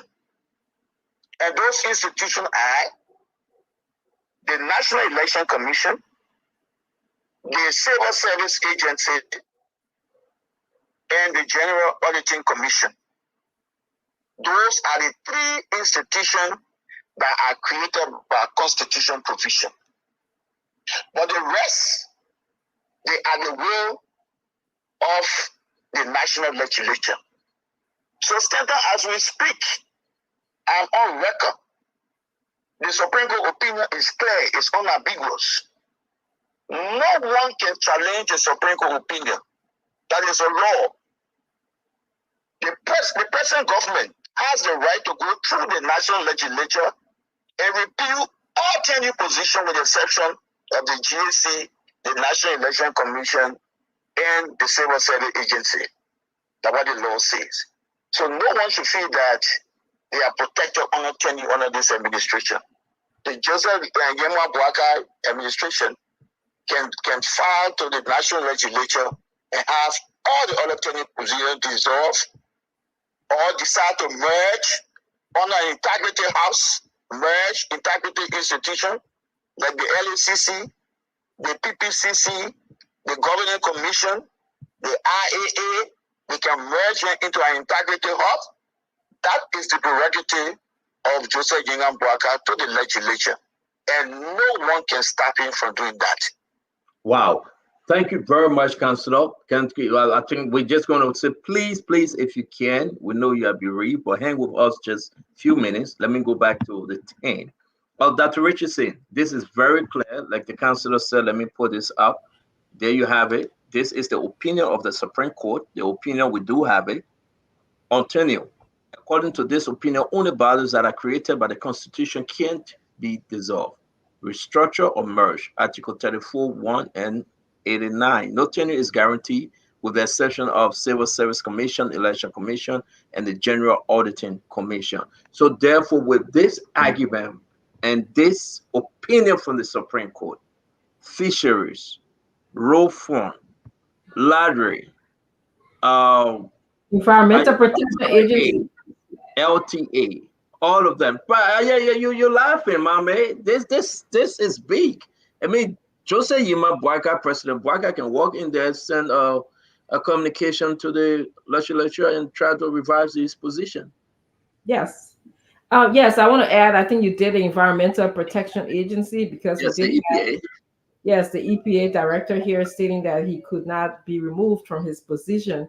But I think this is this clarification is good for the Liberian people and also good for the people who are attending to restructuring the tenure program in Liberia, because a lot of people felt that they could not be removed. And here we are saying that there's legal backing where the president can reconfigure the tenure position. And I just want to add to what Councilor Martin said. I'm a tenure professor. It doesn't mean that we can't be fired. It just means that it gives us, especially in the academic setting, the freedom to be able to teach, to be able to express ourselves, so that our students that come from different backgrounds won't have an uprising against some of the things that we teach.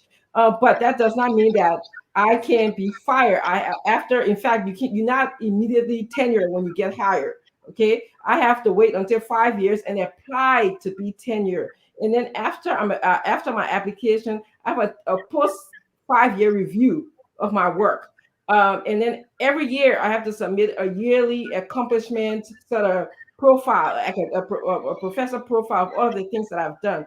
And if the administration deem it necessary that I have not done my work, they can fire me. In this case, if the board of these organizations deem that whoever they have as a tenure person or the president deem it necessary that this person have not done their work, that person can be fired. There's a whole clause, that talk about if I engage in sexual assault, if I engage in perjury, if I engage in drugs, those are all issues that are grounds for me to be fired. So I have to be proficient in the way that I teach. Inefficiency can get me fired.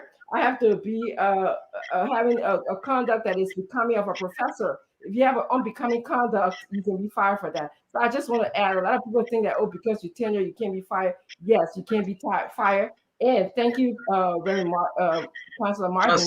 Councilor Martin, for telling us this clarification on who can be tenure and stay in the position and who cannot. Thank you.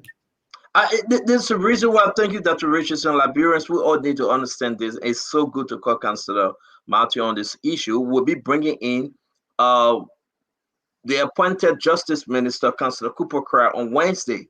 He will be our guest here on Wednesday, and we want to bring up this conversation again. These are the legal heads. Exactly, he will be the AG of the country. So we want to hear his side of the story likewise. And also tomorrow, we are bringing in the Rofon appointed minister tomorrow, Minister Designated Giddens. He will be our guest tomorrow. And on Friday, we'll be bringing in the Gender Minister Designated likewise, Women Cordy.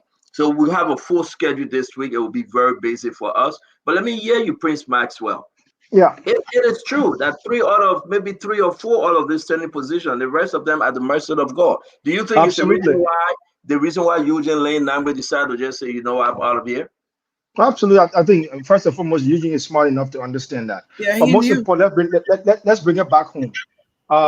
Recently, we're having a conversation with the EPA interim Just director. so you know, here, I'm sorry, we'll still get a counselor on the phone if you want to ask him. Okay, the interim director here, and the last question I put to him, which was absolutely clear, I said, you know, the president has the power to do whatever he has to do based on the Constitution, and he agrees with me. But let's take a step back into the past, into history. Let's understand this issue around tenure and how did it become. Could we ask the councillor questions so that we don't get keeping on the call? That would be good. Do you have question, Prince, for Councillor? No. It's clear. It's very clear to me. Hassan, do you have question, Hassan, for the councillor? Yes, I have one question. I have one question. My question has to do with what are some of the criteria? I know you listed some. I was told that campaigning and getting involved in political activity, because tenure is one of the. I don't think tenure necessarily is a bad thing. The reason for tenure is to safeguard career politician, civil servant, not politician, civil servant, and it has been weaponized in a way, very weird way in Liberia. Politicians have used it for different means, but some of those people, like the outgoing administration, put some people in place. Kim kind of reversed some of the tenure position. Or what are some of the criteria that some of these guys can be removed? Like I said, if you were involved in political activity, I keep hearing that people saying that. Is that true? So, and if you can expand on those basis for removal. Councillor? Thank you. Every tenure position was passed through an act of the legislature. And for you to be removed, there's a clause in all the acts for all the tenure position. Like for the LSCC, the 2008 act, which I was working with, there's a provision in that act that says for me to have been removed, there should be misconduct and proven act of corruption. So if there was a panel where I was given due process to establish the proof beyond reasonable doubt that yes, I had some misconduct and I had some act of corruption, then there's a grounds for me to be removed. So for the other institutions, there are provisions for removal. And I think it boils down generally on misconduct, proven act of corruption. I understand that the governing commission here is that in all integrity institutions, there should not be any clear sign of political affiliation. There should not be any sign of political affiliation. You should disengage from all political affiliation. You should not have any orientation with any party politics for integrity institutions. So for integrity institutions, for the past campaign, those that were clearly involved into campaign activities, once the present government have those evidence to prove, they can be removed. You don't have to wait for the dissolution of the tenure. You can be removed. If those are serving tenure position were campaigning for, say, the CDC, and there are evidence to show, that person can be removed. Because once you are serving in tenure position, your position there is for independence and integrity. You are more or less the watchdog of the society on the issue of good governance and accountability. So you cannot be in that position and try to make the state, because when you serve as a tenure person, you are there to be objective. You speak objectively to the issues and criticize the issue constructively and bring the government feet to fire. Like what out there? Thank you. Broad judge, we are government feet to the fire. Let me bring it out of real quick because it's 6:25. We got about 30 minutes to be here. I'm going to bring in Glennie. Glennie, your take on this tenure thing while we have Councilor Martin. So hi, Councilor Martin. I just have a quick question, and that question is, the President Boyka will need a buy-in from the legislature to do that, correct? Definitely, he have to need. He needs that. He needs that. Yeah. All right. That was all. Office. Yes. Thank you. Alex. Yeah, I mean, I can only thank Councilor Martin for that clarity and the way, because these three institutions that are in the constitutions are given, but the way he also talking about putting it in a cluster with the integrity organizations for the kind of work that they do, the LACC, the IIA, the FIU, those institutions that are fighting corruption, that are dealing with anti-graft. Yes, it will be a need to put them in that cluster to give them that tenure. And then, so we don't want other institutions who don't, and some institutions are giving themselves 7 years. The president is for 6 years, then you're giving yourself 7 years. We're talking about reducing the president's tenure to 4 or 5 years. Then we have institutions that are calling for 7 years in their tenure. So yes, I think Councillor Martin there is correct on that. Mr. Jackson, and Ambula will speak last on this. Mr. Jackson? Okay, first of all, I think this whole subject revolves around some sort of a governance reform. I mean, it is clear that we need real governance reform in Liberia, because I'm going to have every parastatal. I'm sorry, Mr. Jackson. Do you have a question for the councillor before we let him go? I'm going to make a statement, then I will. Okay, then I'll make ask a question. Okay. Yes. So this whole thing is about people just, nestling their feathers, so they want tenure. Okay, but councillor, I read the Supreme Court ruling, and I talked to my spouse, who is a lawyer, and there seems to me that besides those three institutions, what about the central bank? Should the central bank have tenure? The central bank is part of those other institutions that are not constitutionally created. So do you? Well, you're not an economist, so you may not be able to answer this question. But don't you think that monetary policy should not be influenced by the ephemeral political actions of a governing party, somebody who's responsible for monetary policy, which is, protecting our wealth, our store of value and all of that? You don't think that the governor of the central bank should have tenure? Jackson, I will bring you specifically to make clarity on the issue of tenure and those that are constitutionally provided by the law. I would not insinuate to give anybody credence as to why they should have tenure, why should not have tenure. I think let me stick to my topic and be within the confines of what I will call for. Okay. Thank you. Mame is the last person. Then we want to say thank you, Councillor Martin. Please hold on for Mame. Yeah, Councillor Martin, no question, just a comment.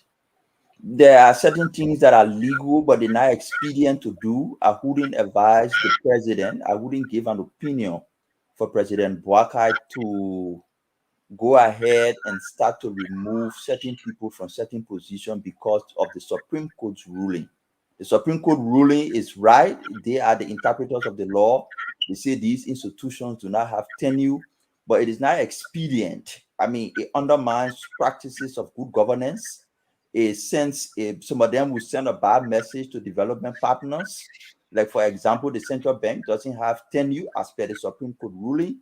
You ruling want to alter and disrupt that. If you have evidence against the governor, you can use that for him to resign. Integrity institutions like the GAC, like the LACC, I mean, FIU, or whatever the case may be, you want to be careful with how you place people because of the Supreme Court's ruling. I know the Supreme Court ruling is legal, but I'm only saying not everything that is legal is expedient. And the president-elect Wakai should consider expediency and practice of good governance in making the decision to remove. There are other people, obviously, they should move. Like, for example, the Governance Commission. The law of the Governance Commission itself, besides the Supreme Court, say as commissioner of the Governance Commission, you should not be involved into politics. Active campaigning is the reason for removal. They appointed this gentleman the first day, the next day he declared himself campaign manager for CDC. Right away, he signed his resignation letter. So that one is obvious. He signed his own resignation letter. So there are other places you can just remove them, but I mean, generally, the Supreme Court ruling is there. Let's just be careful. There are some things, they are legal, but they're not expedient. We should pay attention to them. Thank you very much, Councillor. You heard Mohammed. Can you help us now as you move on? We have a follow-up question. We'll call you next time.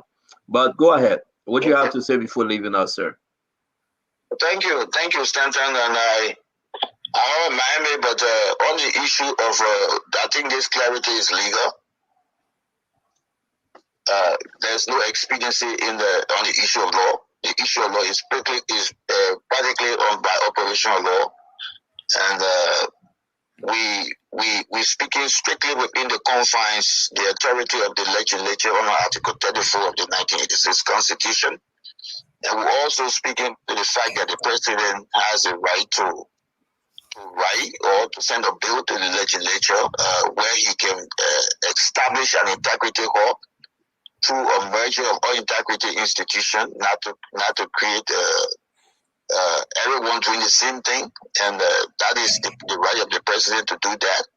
So, when the George Weah administration were doing that to me, all they thought that that was a trap they were setting for themselves, and the trap has gotten them today. So, the issue is laughable. Sometimes when I hear some of them talking that I have tenure, and I cannot be removed. I normally say that what you are saying is outside the framework of the law. Can I ask you a question? I'm sorry to interrupt you. 2 questions from my end real quick. If they should be removed, would they receive the full benefit? It depends. It depends how they battle the case, because that I cannot say. But when I have my issue, I took the government to court, and it depends. Are you receiving your full benefit for the length of time on your tenure? Then I draw Article 25. Article 25. It talks about contractual obligation, and that aspect of that law, it was certified by the Supreme Court. The Supreme Court said that Article 25 of that law should be certified by the government, and that portion of the law was certified. So it depends. So you're receiving your full benefit. Sir, we don't understand when you go in the legal narrative. Benefit been on the radio. So you're receiving full benefit.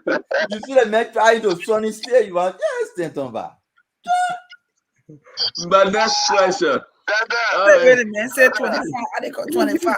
So I don't know what Article 25. I get it with me. I want you to answer. Yeah, let me read. All right, so let me move on to my next question. My next question is that, do you think the legislature would take on this thing, and do you think they will implement if the president asks them to request for the change in this tenure issue? Yeah, it depends how the president will work around the legislature.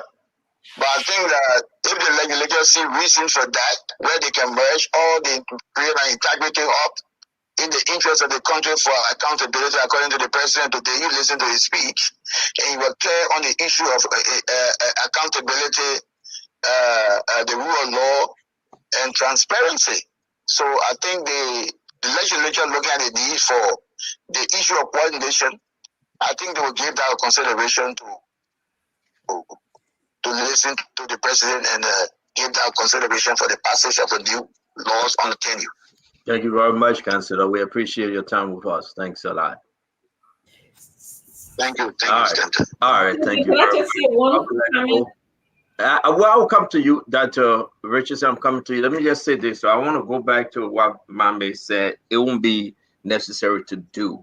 Mame, folks are saying that you are not being fair tonight. Just on that line. If you say it won't be necessary to do, because this is what we're talking about. Listen to what Councilor Martin said. They trap themselves. They trap themselves. And I think that's where Prince Maxwell was going to. They trap themselves. They remove him according to the Constitution. But now it's an opinion from the Supreme Court. You got Fisher, you got Ladry, you got Rofon, you got LRA, you got LTA, you got Maritime. You got a lot of them out there. They are not listed. It means that if Joseph Boakai go to the pro tem through the chair on executive and submit a document, and the CFA, they want to go after them and remove them.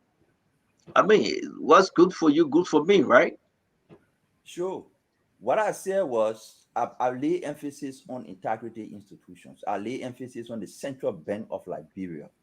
I mean, you to fishery, what is special about fishery that you need tenure? Yeah, man, let's talk about it. You just regulating fishing boats. What about that? You need talk about our administration and that. I mean, what about that? You need tenure. Sometimes you can make me bell. Why you condemn fishery like that? I'm not condemning big boat fishery. in from the Moroccan side. I'm not condemning fishing. I'm saying you just regulating fishing boat and all the regulations around how people can go fishing. What in that one should give you tenure? But we're talking about people who actually, have so much significant bearing on governance, like the central bank.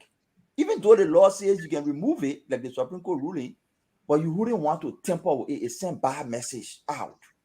You want to be careful, like the GAC. But my man, Maritime, man, wasn't there so much? I mean, you just raising money. What's so much there that you must have tenure? So yes, the president can make a conscious decision on how he proceeds based on the Supreme Court ruling. My position is the lawyer will be straight on the law. I'm not a lawyer. I'm a policy practitioner. I'm saying we have to find a balance between being straight on the law and be expedient. All right, thank you. Dr. Richardson, I want to bring in Prince, then you can come in. We got to go, guys. Let's wrap this thing up, Prince. Yeah, I mean, for me, it's just simple. The discontinuation of the presidential power is a constitutional crisis. It's a matter of fact. We should understand from a historical perspective where the whole issue of tenure comes from. It's a post-war fragile state governance policy. We are no longer in that period of our history. We've had 3 successive elections. Do we still want to be restricting the power of the presidency? You know, that's the fundamental question we have to ask. The power of the presidency was restricted because we know fully well that at the time we lack transparency in the country, we lack efficiency, we lack continuity of politics. Of policy. There was major political interference in all of the institutions in Liberia, and worst of all, there was a factionalization of the institutions in Liberia. So the donors at that time could not tolerate those kind of things because corruption was very, very high. But now we've gone 3 successful elections in Liberia, democratic ones. And do we still want to be restricting the power of the presidency? I think we should become a constitutional republic, not a fragile state, a quasi-constitutional republic. So that's my argument and the reason why I agree with the councillor.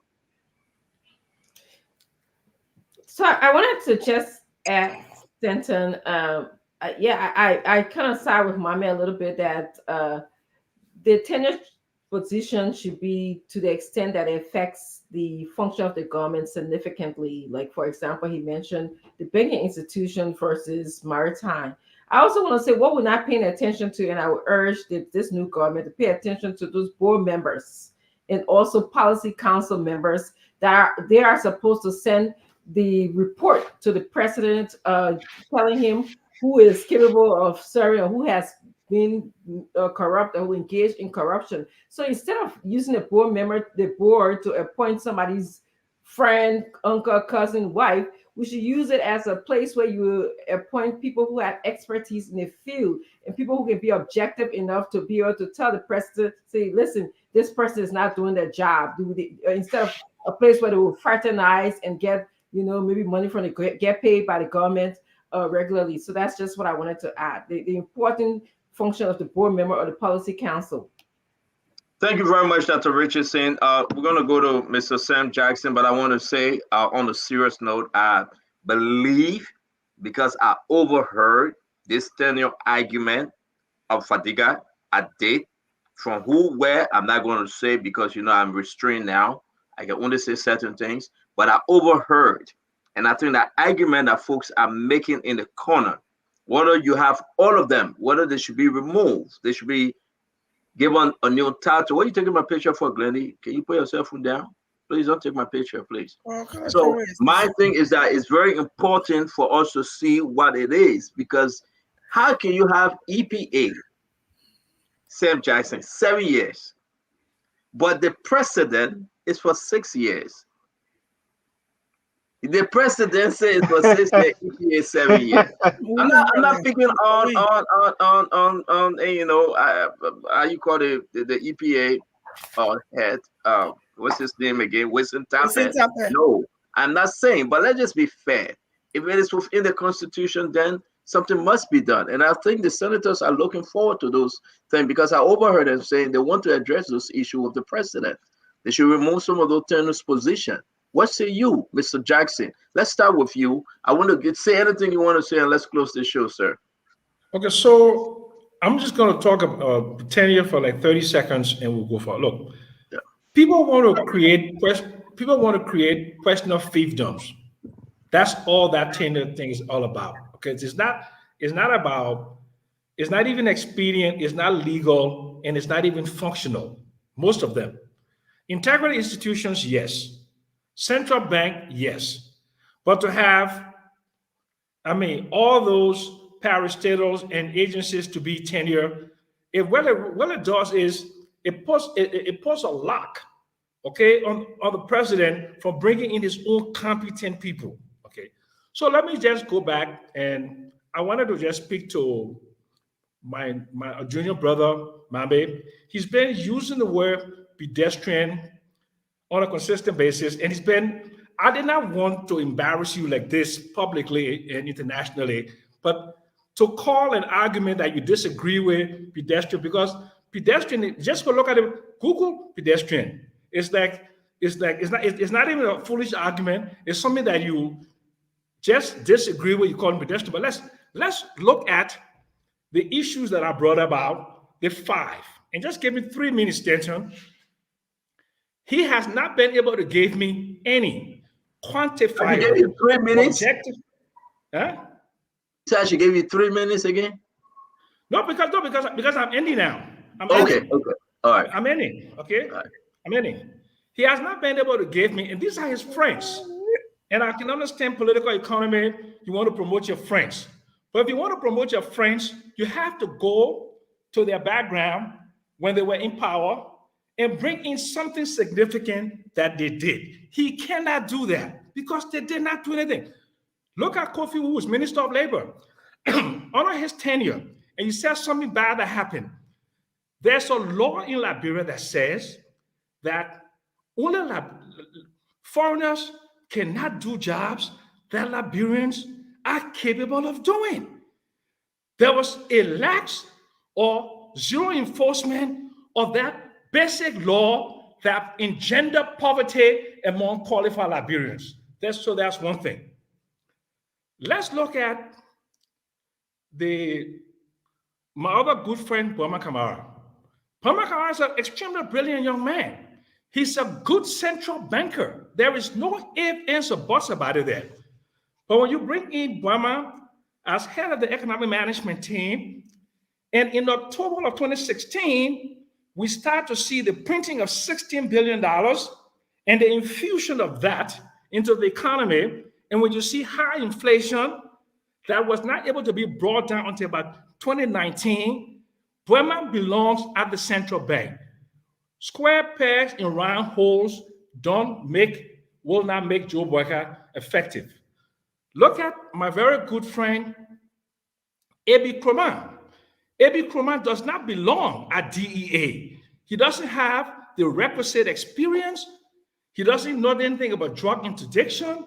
He's never worked in drug interdiction before. The only person in the current government is the current EPS designee, Mr. Samuel Gay, who has the requisite experience to be an effective DEA interdiction and prosecution of drug offenders. Let's look at Sylvester Grisby. He was there for the last 2 years of the Ellen administration. He's much older than I am. An effective minister of state should be able to supervise project delivery, the implementation of projects, because he is the overall guard for the government. I can't get up before 10 o'clock in the morning. And Sylvester is much older than I. He doesn't have the energy, he wouldn't have the adrenaline, and he doesn't have the ability to be a good chief of office staff. So maybe he can be an ambassador someplace. So all of those things I've been telling you, and you disagree with me because those are your friends. I'm not saying they're not qualified. I'm not saying they're not people of good moral character. I'm saying these people are misplaced. And because they're misplaced, just like how they were misplaced in the Ellen Johnson Sirleaf administration, that's why with all the disproportionate amount of donor support, public support, goodwill, that Ellen did not significantly reduce poverty and bring in the kind of good governance that Liberia requires so we could have segue into a prosperous nation. That's what I want to say. No, let me ask you a question because I know Mame will come and defend himself. Are you looking at the stamina of Sylvester Grisby? Are you saying he absolutely. Can get up on time and go But it's down? Subjective, though. No, subjective. On a very serious note. No, it would be subjective. How can you know whether someone is strong or not? Glenny, I beg you, let me finish. And I'm begging you. I don't want to. How have you, most recently, have you hung out with Sylvester? Oh, I hung out with him when he was younger and he didn't have much energy. And at 70 plus years now, he doesn't have much energy. I mean, I know him very well. He's a good man. I think he's strong, though. He's a positive individual. I think Mr. Grisby belongs in the Foreign Service, where he had a long number of service to Liberia and did a significantly good job as an ambassador. He's a good diplomat. He's a good human being. He has good moral character. But to be the chief of staff for a government that is supposed to be radically altering business as usual, doesn't have that temperament, doesn't have that ability, and it's a waste of his time. And it was showing no time at all. Look, when I said things people dislike it. You said it was showing no time, so Sylvester will not deliver. And I really want to know, because let me say this, Sam, let me say this. Maybe you say I'm wrong. For 3 days, Sylvester been very busy. We're getting up early, and going to bed really late when they were here, when they spent 3 days here in New Jersey. Well, I see something different than what you are saying. So let me ask you something, Stanton. Do you think a 74, 75-year-old man should be expending that kind of energy at that age because you want him to accomplish an objective and because you are a political ally of his? You don't think it's unfair to his wife, unfair to his kids? So let me ask you a question. I beg you, Mame, give us a chance. I'm asking you. Mame, give us a chance because this is very important. I know you will come in. So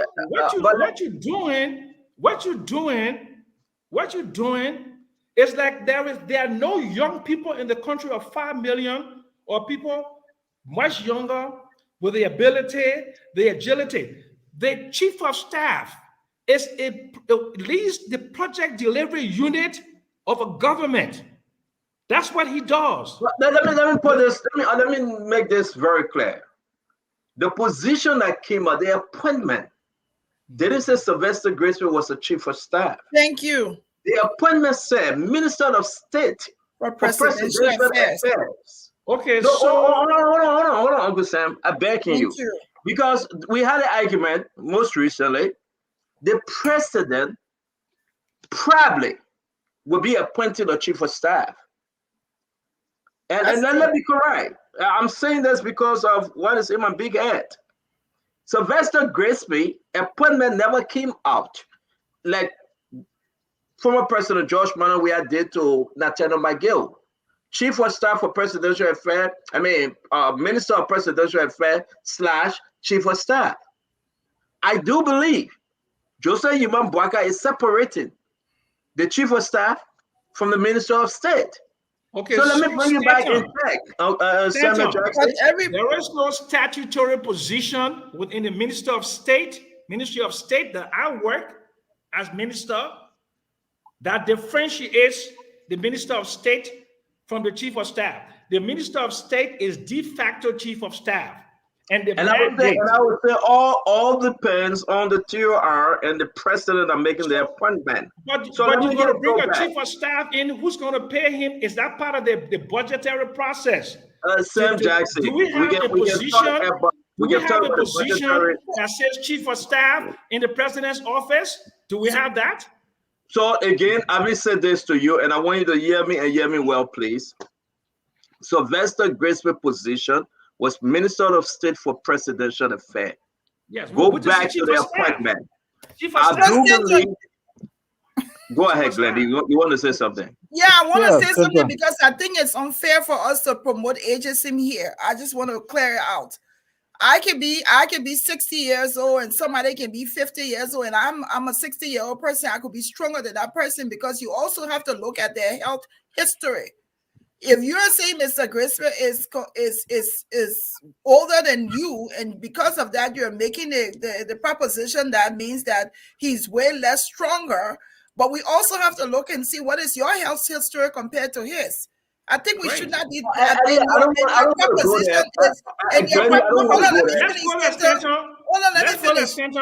me finish 1 second. And your proposition is subjective, and we shouldn't do that. It is subjective. You have no proof. Has he done any tax for you that you've seen that he has not been able to carry out for you to talk about him being older? No, let's finish. Let's finish. Let's finish. The recent appointments that he's superintending, and some of the issues that have come up tells me that he's not adequately vetting, he's not adequately monitoring, and he's not adequately implementing the nomination process of this government. He's not. You're making some. You don't have proof. Glenn, hold on 1 minute. I think Mr. Jackson is terribly misinformed. We have to bring everybody in one at a time, Mr. Jackson. Yeah, Mr. Jackson. Because I worked in the office of the president for 5 years. I know what he's talking about. Wait 1 minute, Prince. Mr. Jackson, I do believe that maybe you're not hearing right. Let me say this. Sylvester Grisby, he's the last one to leave the president office, one of the last individual. As we speak, it's 6:53. It's 11:53 in Liberia. Sylvester Grisby is still in the president office.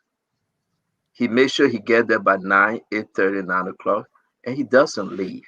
Let's just set that straight. You must work him up on his age. You guys can discuss that.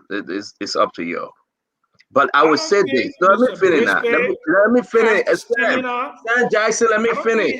Sam Jackson, let me finish. Sam, do not interrupt us. We're begging you. Let's finish one at a time. Okay. It will be important to also note Sylvester Grisby is not making unilateral appointment and vetting and just running with announcement. Let's just get that very clear. He's not. He's not. He is not sitting down with a piece of paper and say, I will put Abdullah Mohammed name here to go to LDC tomorrow. No, that's not what he's doing. He is going by direction of the president. And those are supporting this vetting issue. It goes from the vice president. Don't allow us to call names. You cannot put this on Sylvester Grisby. Find something else to put on him. His strength is very huge. And thirdly, I can confirm to you, Sylvester Graceville wasn't put down as Minister of State / Chief of Staff. I do believe Joseph Yima Boyka will name a Chief of Staff. How that will work through the budget, you can ask Joseph Yima Boyka, the president, when he named that Chief of Staff. It's not because Sylvester is lazy. Okay, so Stanton, 3 days I will rest. put... I will rest on this. 3 days I look in Sylvester's eyes. I spoke to him. That made him in early. He left late. He was, listen, he's not just a sleeper. He's not just a tired soul. He worked. A man flew from one European country. When he landed, he was on the next flight to another place. So you cannot say Sylvester Graceville is a lazy, tired old man. But let's bring in other people. Let Mame come in. Let me ask a question. Why would you want to create a separate position because a 75-year-old man cannot handle that responsibility? It's not because he cannot handle it. Additional responsibility on the government budget. Mr. Jackson, Mr. Jackson, it's not because he cannot handle it. Mr. Jackson, Mr. Jackson. Prince, after Mame, you're coming. Mame, your response to Mr. Samuel Jackson. Yeah, I will give my response and then I will give my closing. Mr. Jackson, I have never met Kofi Wusi in my life. I have never met his name Grisby in my life. I mean, I've never met Boeman Kamara in my life. We interacted online through WhatsApp, through calls. We're talking about economic reform in Liberia. I've never sat on table with him. I don't know them. They are not my friends. That's the first thing. They are your political allies. They're your political allies. Please give me a chance to talk. But I'm saying, let's just be clear. They're your political allies. They are not my allies. Yes, they are. Okay, thank you. If that's how you think, no problem. Let's go ahead. Okay. So I wanted to make that clarification. The second thing is find something different on Boeman. The printing, Mr. Jackson, please. I beg you, please. All the things you were saying, I didn't agree, but I waited for you to speak. Please give me a chance. The printing of banknotes is a monetary function. You said Boeman was appointed as Minister of Finance. They printed banknotes. They infused it. Inflation went up. The printing of banknote is a clear monetary function ascribed to the central bank of Liberia. Superintended by the head of the economic management team. But you're not giving my chance to respond. You gotta give him chance, please. No, but I have to correct him. No, because he's speaking. Let me professional. Give him chance, please. The printing. He has a lot of allies too, right? He has all of you clapping for him, supporting him. Mr. Jackson, Mr. Jackson, you know and I know. The printing of banknote, except that the legislature went and blundered and amended the law and said they must give approval to print banknote. The printing of banknote is a routine function of the central bank. It's a monetary function. It's like doctor going to buy medication, they don't need approval. That's how the central bank functions on printing banknote. You don't blame it on the finance minister. I just wanted to make that clarification. On the Ministry of Foreign Affairs. On the Ministry of Foreign Affairs, I don't know Mr. Grisby. I would wish that President Boyka appoints the Minister of State for Presidential Affairs is somebody who can pay attention to detail, somebody who can follow up on issues, somebody who have broad understanding of governance and able to hold different systems accountable, able to put in place systems that can track performance, even build a dashboard for the president to see. President Boyka, dashboard on deliverables that the president can watch. He should be able to do that. President Boyka decides that this is the person he wants to be. Minister of State is one of the positions you don't recommend to president. They make that decision. It's their preference. It's their booties. You don't make decisions on that. So I trust his decision to appoint his Minister of State. Like most of the other ministers, except something grave happened, I gave them the benefit of the doubt to go and perform, especially so when I don't have anything substantial on them. You don't have anything substantial on them, but want to question them, and that is wrong. On my closing, President Boyka's speech today, he announced that the country is in distress. He announced different measures to give hope. What I want to close on is There are things that can destroy the hope that he announced today. And I wanted to point them out to him. One, the president needs to take back the appointing authority in his government. He needs to take full control of that. The semblance of people in the legislature, like we read in the front page Africa and hearing, that semblance, that element need to be corrected. That's one. Two, I know start on shaking. We can talk Yeah, about I won't interrupt you. Do you believe it though, Mame? Do you Yes. believe what was written in front page? Yes, I believe And it. the president is not making an appointment? Yes, I believe it. They're not making an appointment though. No, they're not making an appointment. But they were trying to solve a problem, and that committee was established. For me, I think. Do you believe that President Joseph Yema Bwaga is not making appointments? No, he's making an appointment. He's making So the then appointment. if he's making an appointment, why you trying to get 1, 2, 3 points? No, I am saying people in the legislature have interest. That's fair. They can recommend, they can push their interest, but to give them such authority and preference. But is there anything out to say President Bwaga gave those folks authority to make appointment and finalize vetting process? That's the information available to me. Oh, did you confirm it? I believe it. How do you believe it without confirming it? I'm saying that the info, I trust my source. Oh, come on, man. Come on. I mean, if you don't believe it, that's fine. I trust my source, and on that basis, I'm speaking. Let me go further. One thing that can dash that hope that he created today, that we are celebrating. Another thing is the person who presided over the use of the budget as a source of corruption from George Weah administration cannot be the budget minister under President Bwaga. It's a sign of dashing that hope. The president should, going forward, to send a signal, legally establish the office of the First Lady so that there can be accountability mechanism in the office of the First Lady's operation. I wanted to put that out and conclude here that, Mr. Jackson, the president has made radical decisions. There is nothing more radical in Liberia than diverting power to local government. Since 1847, everybody complained about how power was concentrated in Monrovia. No president made that decision to say, let me give up some of my power. Let me give up some of my authority to people in rural places. Vice President Bwaga made that decision today. It's a radical decision that has never happened before. The office of the ombudsman to enforce the code of conduct, all presidents dodged it. They ran away from it because they knew the consequences. He did it today. Those are radical decisions. We commend him for that. Thank you.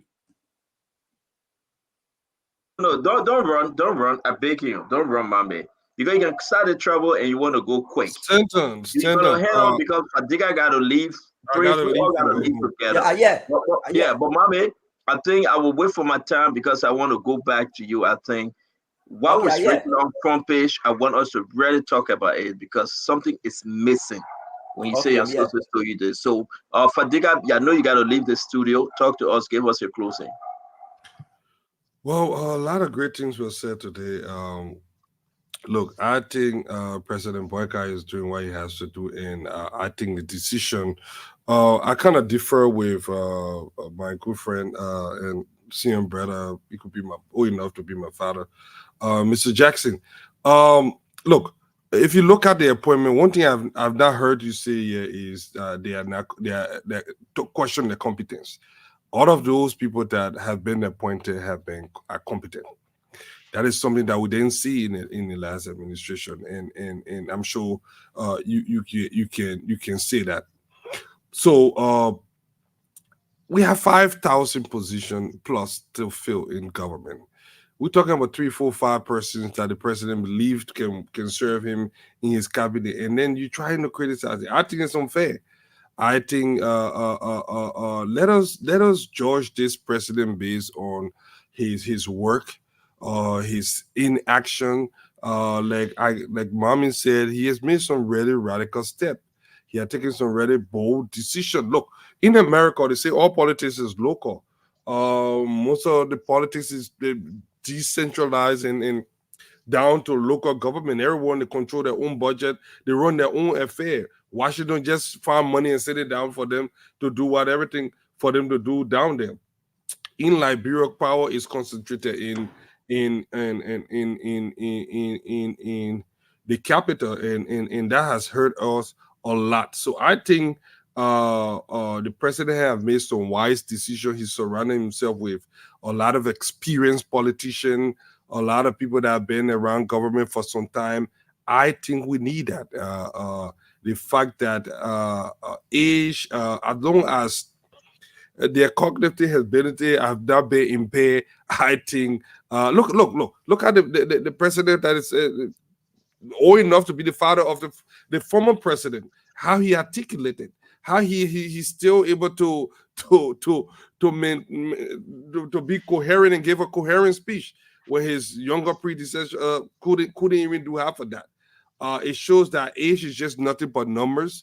When he has a reservoir of knowledge that I think the nation should tap into, and he is doing exactly what he was elected to do. If you want to critique him, wait for the first 90 days or 6 months or 1 year. See if some of those things doesn't come to fruition, and then we can start to criticize. But like Doe was saying and all the other guys, I think it's too early. That won't stop you guys from criticizing. It's your right as an opposition. But I'm telling you that President Boyka is a legacy president, and legacy presidents don't play. We that believe in him, we that believe in his message, we that believe that have followed this rescue train and have watched the appointments and everything so far, we know that Liberia will not be the same. And with all much, I want to tell you I gotta leave. I got a couple. I'll be far from here. But Stanton, call me later on. We need to talk. Okay. Yeah. So you anyway. No, So, ask. Huh? Go ahead. No, we'll talk. I was just trying to pull your legs that you're in Liberia and Dwalu's wife left. She came to America today, so you guys are free. You'll be careful though. Anyway, is that why Dwalu left early? Yeah. I mean, don't be up in my mother. I know nothing. I know, right? Dwalu said that internet problem. He left. No, not internet. Dwalu wife left. She arrived today in America, and Dwalu is asking you all I wanted. Dwalu is a free man, and he had to leave. Thank you very much. We say go down on my papi. No, my mommy said papi that's a different argument. Mommy had a bad thing. Another guy that used to be on the show that started up a district argument. I didn't call the guy. Lamy. Councilor Lamy. I haven't seen him since I came to the town. But it was a great show, honestly. I want to thank all of you guys for coming. Prince, Glendy, Sis Glendy, and Stanton. I have to run, but look, we are doing what we got to do. The president is doing. Look, the speech today. All of you are holding your breath. 45 minutes. Look, we are seeing the presidency as it should be. You know, not again. Look at the man get his speech. No debt, clean. Thank you for the guys. See you tomorrow by God's grace. Pray. Let's be fast before mommy run away. Look, for me, Mr. Jackson and myself has worked together in the walls of corridors of power, whether it is on the territory of Liberia or at the international level. I will never sit on any platform to say that he has dwindled in his energy. I will never say that. But let me say something about Minister Grisby, designate Minister of State for Presidential Affairs. This is what I want you to know. Number one, the entire 5 years I worked in the office of the president as Assistant Chief of Protocol. Ambassador Grisby was always the last public official to leave the building. Even when Madam Shirley was leaving the building, he was staying in his office. You know why I know? Because I was the assistant chief of protocol that always went downstairs to find out whether he was still in the building, because the president always sent me to go and check whether he was still in the building before she left. The discipline he brings to public service is unmatched. And you know that, Mr. Jackson. I'm sad to hear you say that. I feel as if you were making disparaging comment of somebody you respect highly. But I do understand. I do understand the political alignment. I do understand that. But to question his stamina, his intelligence, his cognitive brilliance in dealing with the level of work that he has to deal with, it's sad. Second to that, yes, in the office of the president can create a chief of staff. Judy Moore was the chief of staff. Dr. Clarence Monipa was the chief of staff. And at that time, that's true. That's true. No. I work in the office of the president, sir. Absolutely not. Absolutely, you don't know. You don't know. Mr. Jackson, let him finish. You don't know. You don't know. You don't know. No, that's not a lie. That's not a lie. That is not a lie. Prince, that's not a lie. Prince, hold on, please. Mr. Jackson, allow Prince to finish. We'll come to you, sir. Please. I have to call him the point of order. That's not true. Mr. Jackson, Mr. Jackson, we'll come to you, sir. Allow Prince to wrap up, please. Thank you. I appreciate that. I appreciate that. So the president can do that if the president wants. I've been there 7 years. That was the place I lived. Every day I want to work there. And when the president talked to me, she spoke to me in words. These guys serve in that particular role. You can call them the day you ask me, they'll tell you the same thing I'm telling you. So the office of the president, what I'm trying to say, can be as vibrant as it wants to be. It can be adaptable as it wants to be to achieve the agenda of the president. What you were saying is that the president office is locked in a certain framework that it cannot move, it's not flexible, it's not adaptable, which is not true. And you know that. And I can argue that with you any day. So to sit here and disparage Minister Grisby, designate Minister of State for Presidential Affairs, as being weak, unable, you're also desecrating the office of president. That's what you're saying. Because Minister Grisby's office is an extension of the presidency. If you're saying Minister Grisby is weak, you're also saying the office of the president is weak, which is not true. You don't have to say that. You are educated enough to know that. I never said weak. You don't have to say the word weak. You said Mr. Jackson. Mr. Jackson, let him finish, please. I don't sit here for you to do that, Mr. Jackson. As much as I respect you, you know how I respect you. You know that. But it's not true, and I will push back on that. No. Minister Grisby is in cognitive sound health. Minister Grisby is in physical expedient health. Minister Grisby is still serving the Republic of Liberia until the day he can't walk anymore. He's still doing it.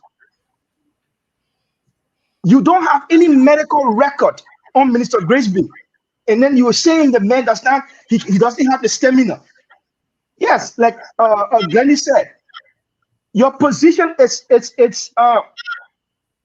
supposition. It's subjective to your own belief of the individual. But there are many other individuals that have served around him. And I'm one of those individuals. Minister Grisby does not only belong in the foreign service. As you said correctly, he served his foreign service absolutely well and with distinction.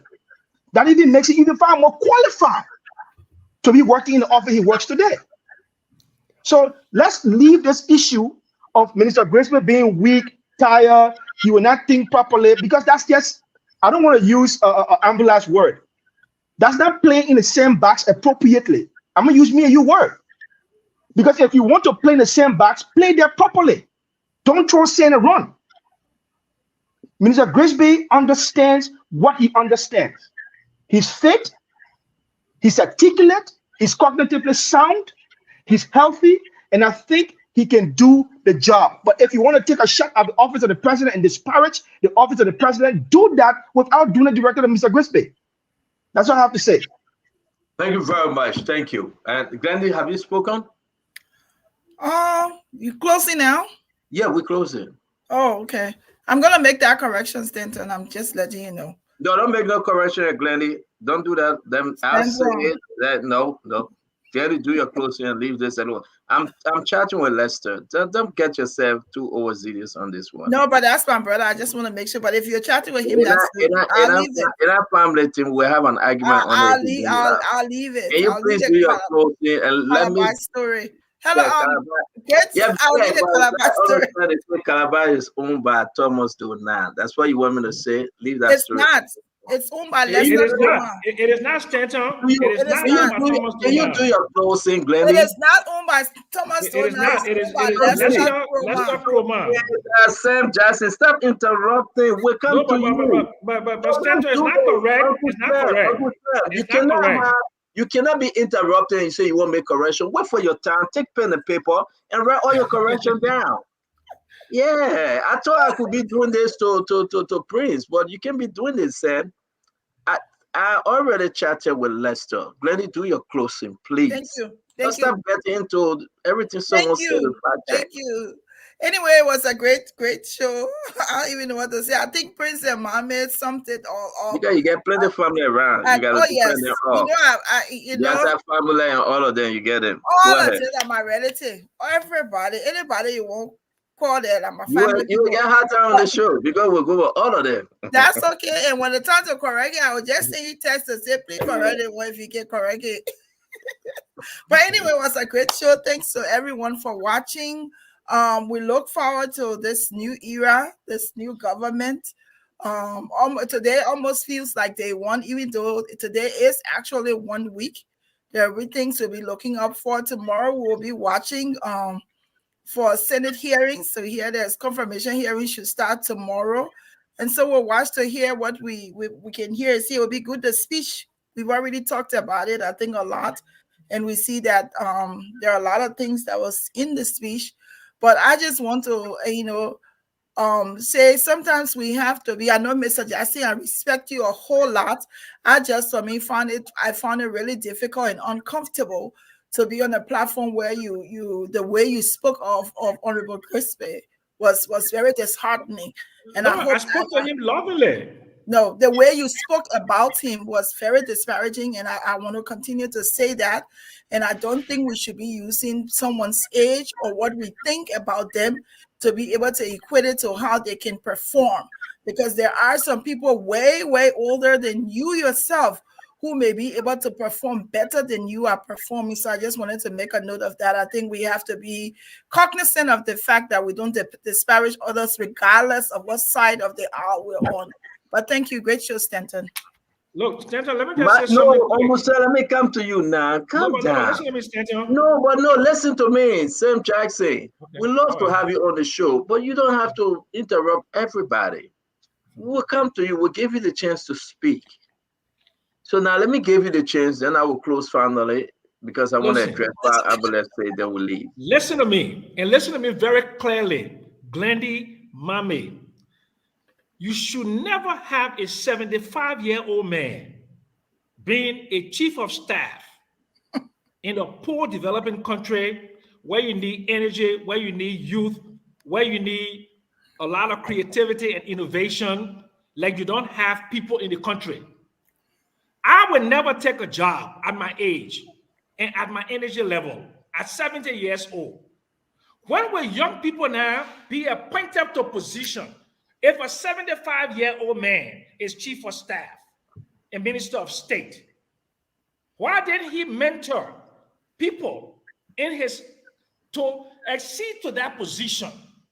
You think I will be in Monrovia there at the inauguration now and go to Joe Burger's house because I was married to his niece and looking for a position at age 70? It's a shame.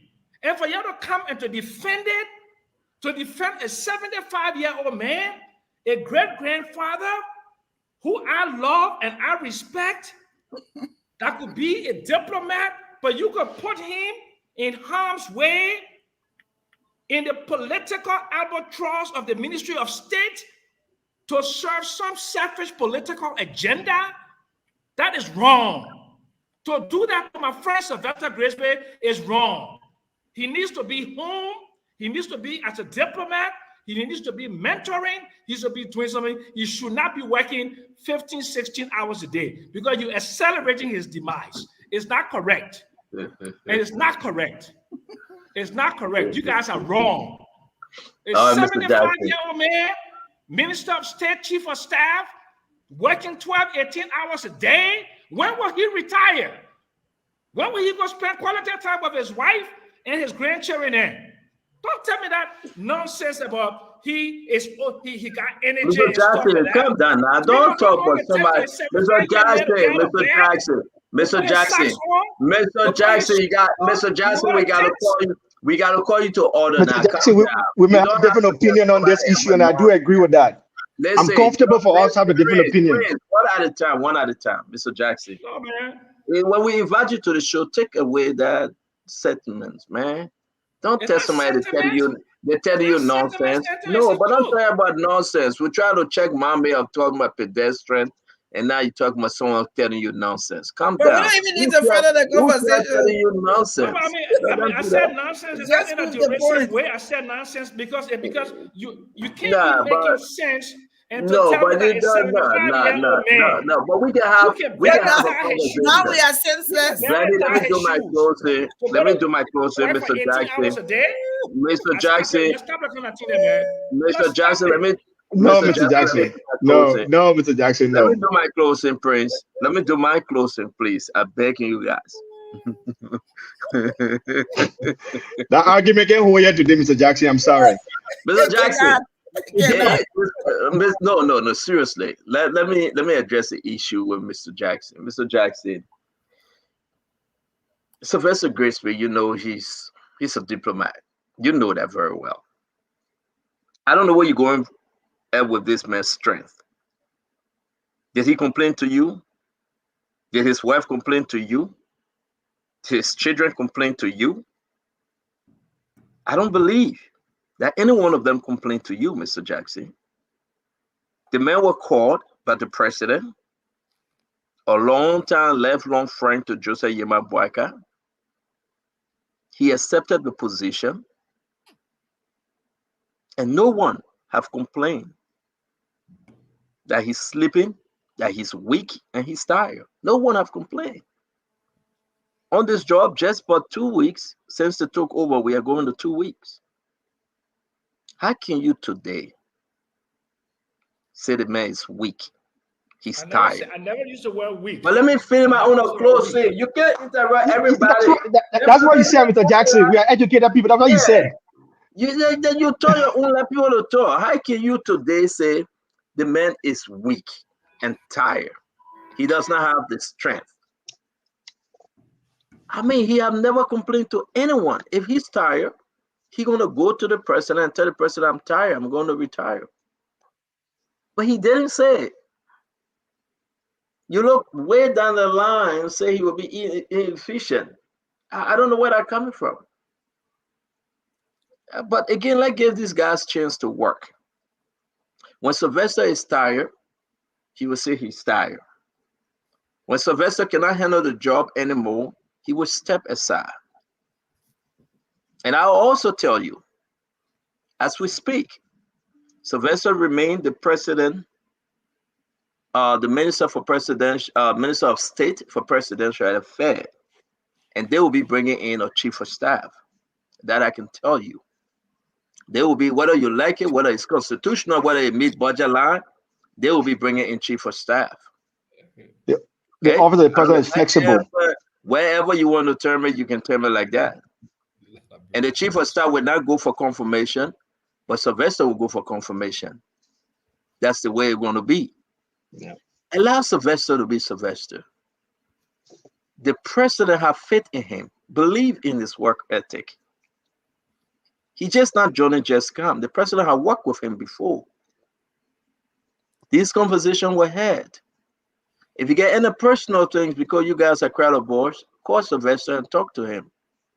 You don't talk about his stamina or his weakness. I don't think it's appropriate. Somebody can say the same thing to you. Thank you. But good for you. Exactly. But good for you. But good for you. But good for you. You choose not to work in government, but to serve as consultant and helping At age all of these 75, slaves. at age 75, you should Sam be Jackson, let go. retired.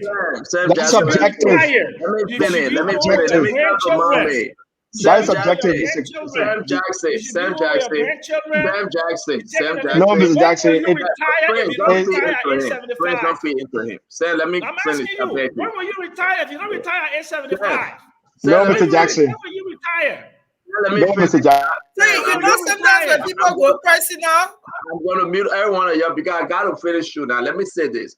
I think the best thing you It's not correct, man. early. They You got retire younger, early is fine energetic for people you. that Uncle can do Sam, let that me job finish. better Uncle and more Sam. efficient. Uncle Sam, let me finish. You retire early, God bless you. You got something to lay back on. You serve in the military. You got your retirement pension from the military. You sold all your horses around the world. You got money. You got your beautiful wife in South Africa. You enjoy. God bless you. We young appreciate wife too for his everything. 75-year-old We age. appreciate everything. Leave Sylvester, let he serve. If he's tired, he will say, I'm tired. I don't want to serve anymore. That's it. But let me move on to Ambula Mambe. Ambula, you know, I admire you on the show. You're a good man. But I want to say there's a little twist to the politics you put when you talk about the president making the appointment through the vetting committee. Okay, people that suggesting other political leaders that came into the alliance, they will say, yes, I want Mame, he was my partisan, I want him to this position, I want Glennie to this position. The ACO can send somebody. They say, how you call that, man? The MDR can send somebody, and all these different groups. It's not strange, Mame. But I can assure you that Jose Yiman Bwaga is the one carrying on those appointments with consultation of his team. He got people around him. They discuss it, make sure they want the confirmation to go on, and those people appointed should be able to go through confirmation. I think it's nothing wrong with it, Mame. I don't think that Jose Yima Barker is sitting back and telling people, say, go ahead and do the appointment, bring me the list, let me sign onto it. I don't think that's how it works. I hope I'm not misunderstanding you, but if you read the front page newspaper as if to say President Barker have given authority to those folks and say, carry on the appointment, announce it, I would just sit back. It doesn't work like that. And it is not as people are portraying it to be, Mame. Let me give you a few seconds. Maybe you can correct me. My information is President His Excellency Joseph Boakai constituted a committee including senators to vet and submit to him names that he will appoint. My argument is every senator, I mean, like Senator Nyobli Kanga Lawrence, Senator Dillon, they should have a say. There are people who they believe can serve that they can recommend to the president. But to elevate them into a structure of reviewing and making recommendations broadly, they should go and submit those who they want to recommend, go and submit it to the office of the president and leave that with the judgment of the office of the president to decide in consultation with them. But for there to be sitting in that role and reviewing and making recommendations to the president, people bringing lists to them, and they in a committee elevated into a structure. But that's what we are different, Mame. So I come in briefly. So that is my understanding. My understanding is they are into a structure.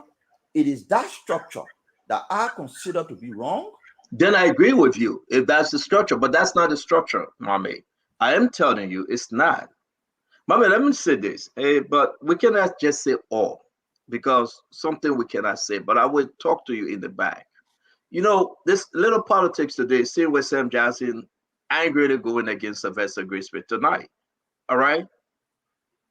These names, that folks are presenting names, and you know that's how it is all over. No right? more. Folks are presenting names. Exactly. The decision is from President Jose Yima Boyka. He cross-checking on these things.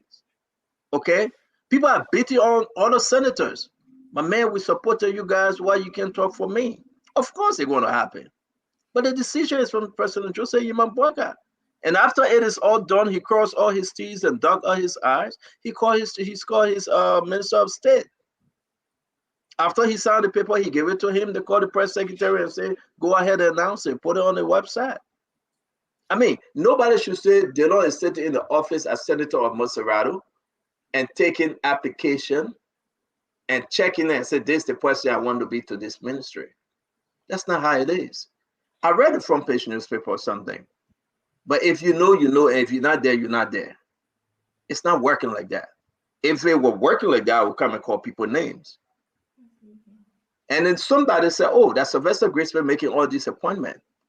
The first thing before that, I think you heard it also, Sylvester Graceful is not making any appointment. Only that wish is given to him by the president.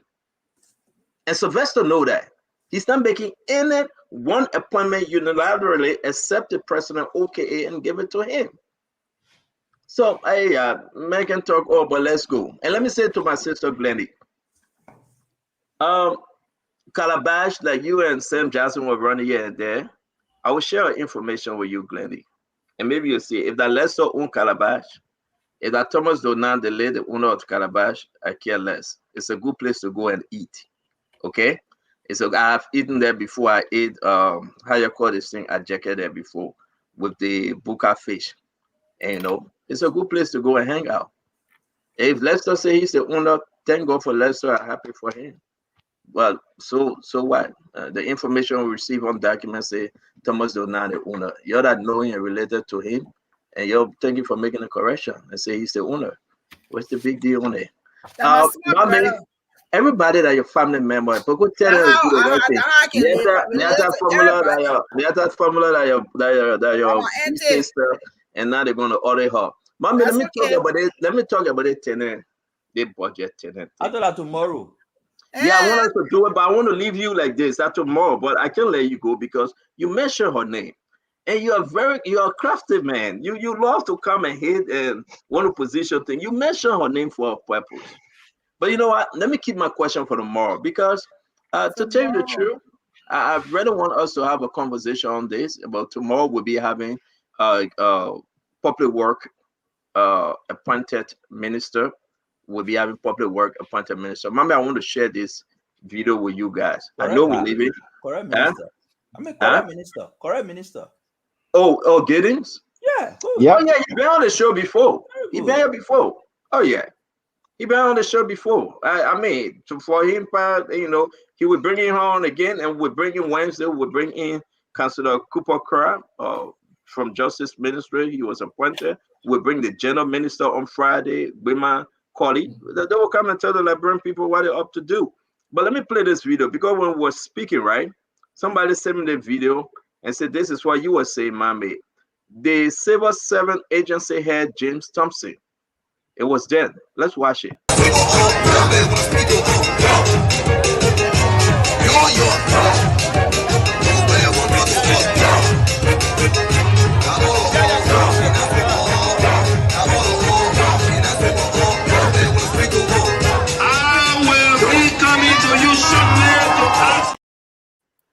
I play this video because exactly what you said. These guys just decided to just, you know, the man's out and he's out. And, you know, so you're right, Mom. He signed a resignation letter. He's out. And it's the same thing with the foreign service officer who left their post, came to Liberia and campaign. It's not against them as individual, but good governance. Good governance. Good governance. Yeah. So the next person taking over from President Bouaka too will not be confronted with a situation where diplomat will leave and come. If you come and say, no, I'll go to the opponent last me because they did it to the other people who went doing judge. Just talk to Marshall. This guy is related to Glendy too. The James Thompson guy. He related to Glendy because Glendy, everybody related to her. I know him. I know that one. No, you would know him. No, I know him. But let's not know. And this will be Prince Maxwell takeaway. Something is happening which is so bad.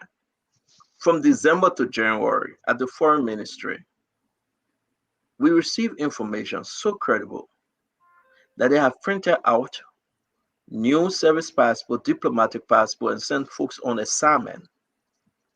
Folks on assignment to Saudi Arabia and other places that they can represent Liberia, those new embassy. We get the names of those they sent, especially to Saudi Arabia and other places, the new embassy to open.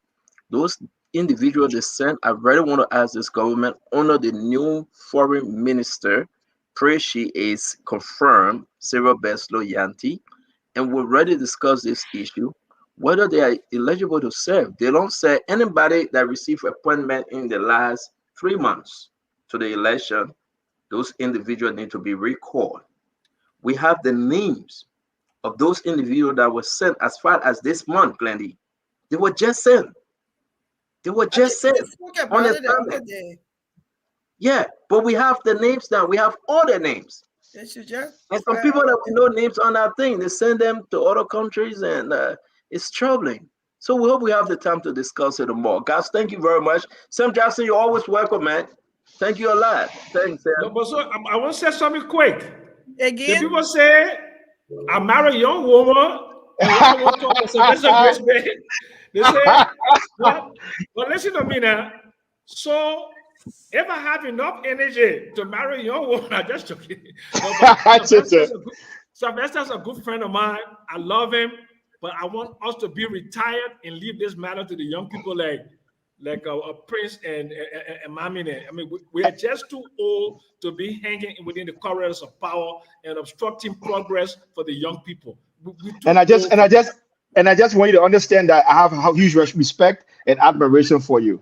As much as I have huge respect and admiration for Ambassador Grace Bay. The same thing, I won't talk about both of you, I won't talk about anybody else.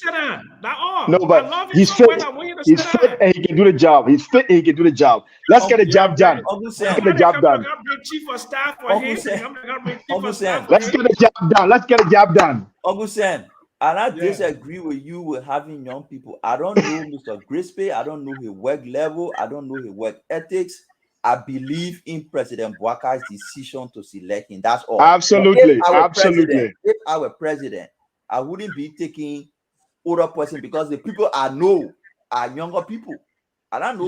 You want to hear a secret? Nah, it's okay. No, it's okay. No, we want to hear the secret. No.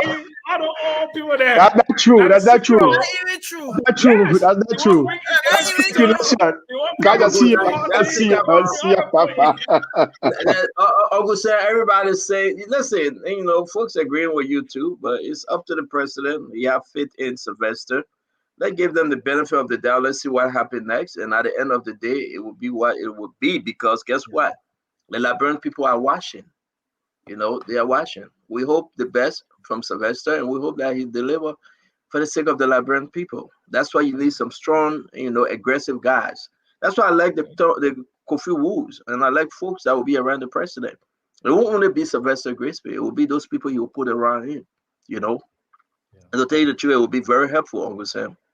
Yeah, okay, but listen, Stanton, was nice to speak to you. God bless you. I mean, I am who I am. I got my strong opinions. You like it or not, too bad for you. I live and die by my opinion. That's how I am. Yeah, we always admire you. Nelson, can you come on? Let's see who's in studio. Indeed, it was a great show. Thank you very much, Uncle Sam Jackson. See you again.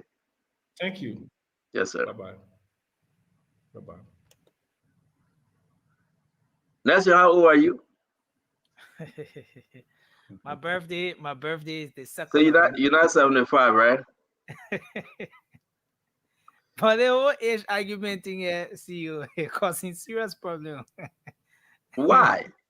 Uncle saying campaigning against old age.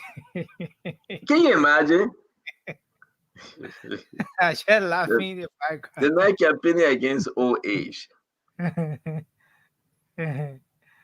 I just think that, listen, man, once you can serve well, it's okay. I mean, that's what I just believe. I don't think the old age matter. But Uncle Sam know what he's talking about. I think he's trying to spin. But I think the old supposed to support the old, and then the young support the young. But in this case, the old is against the old, so I don't know where we're going with the whole thing now. Anyway, they were banners. That's all I can say. They were banners. People got to understand, man. We all just got to chill. It would be better. Let's give. But I got a surprise for you, though. I didn't know you were part of the photos. Ah, which Yeah, I got a surprise for you. You want to ah, see? You want to see the surprise? yes, sir. You gotta pay me. Oh, what can I pay you? All my money you get, you gotta give it back. But yes, it's a surprise. Oh, oh, oh, oh, oh, oh. Yeah. Oh, but I don't even know where to start from. I see you got the photo. That photo. That is a surprise. I was told that you wanted a picture up, but you're well dressed. Yeah, you're well dressed. But congrats. I mean, which program was that? So that was the dinner that was organized right after the inauguration. It Okay. was it was organized by the Chamber of Commerce, the Chambers of Commerce, and um one other entity, and the business registry. Yeah. So uh, I was asked to go there and provide coverage for the institution, and then I met Miss Fatima, and then yes, so there were lots of other spoon fans there as well. So many people. Yeah. That's good. That's good. And I heard that you ate a lot. You guys have fun. Yeah, it was good. It was good. Listen, man. Who you got on your show tonight? No, we just have the folks from the both sides to talk about this issue. There have been some heated debate in the chat room today. Yeah. Since the annual message was delivered, the State of the Nation address rather was delivered. So yeah, so we're gonna be having a heated show tonight. Then tomorrow or so, then we'll start bringing on guests. But today, no guests. Yeah, yeah. So we're looking forward to that. We Yeah, Nelson, go ahead. yeah. So Can I was you hear just me? saying, no, I was just saying that we we'll have a guest on tomorrow, day after tomorrow, and so forth. But for tonight, it's gonna be just the team. We have people from the both sides, as you know, so it's gonna be a heated discussion tonight. Uh, Josh and the rest of the guys have been going back and forth with with a whole lot, and yeah, so it's gonna be that way tonight, and then yeah. Thank you, man. It was a great show. Thanks very much. Again, like always, we appreciate you. Um, and we'll see you guys tomorrow. If you got Yes. anything else to add, man, I'm tired. It was a Yeah. good show. Yeah. Yeah. Your show start what, 8 o'clock? Yes. So we have we So have madam, I want me to ask you, 8 to when? so it's gonna be 2 hours. 2 hours. 2 hours. Okay. Yeah. So so 8 That to 10, question I right? Oh, so it will be from 1 o'clock to dropped. 3 o'clock. I think everybody hearing me, I answer you. If you go over man, until they start chasing you, don't call me.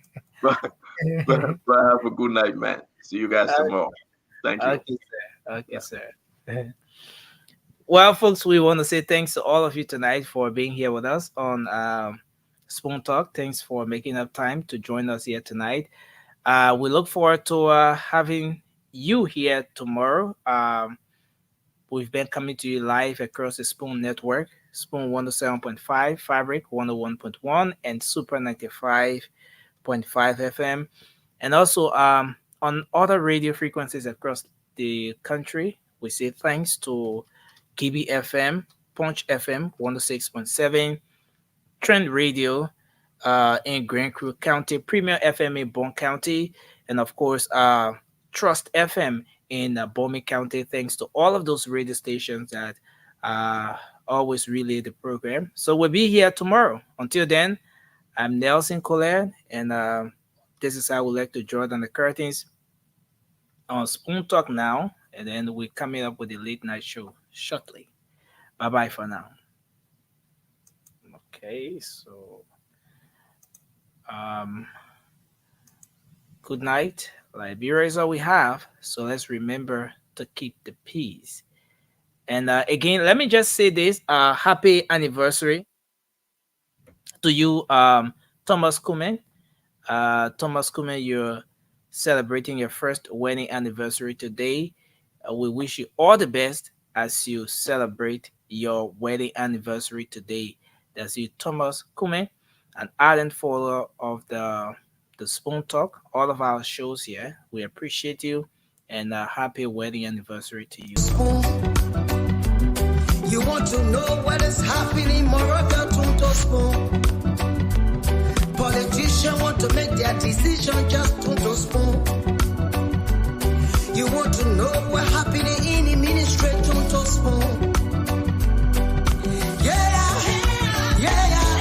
To Spoon.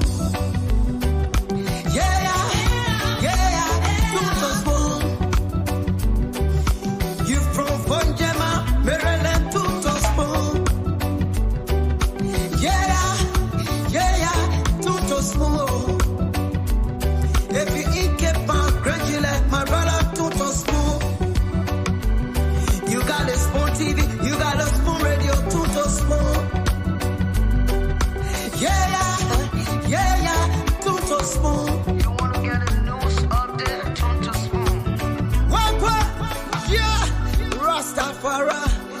Kilibamba, kilibamba, kilibamba. Kilibamba, kilibamba, kilibamba. What I want? Yes, what you got today? Spoon TV. Spoon. Yes, what you got today? Spoon. Spoon TV. Spoon.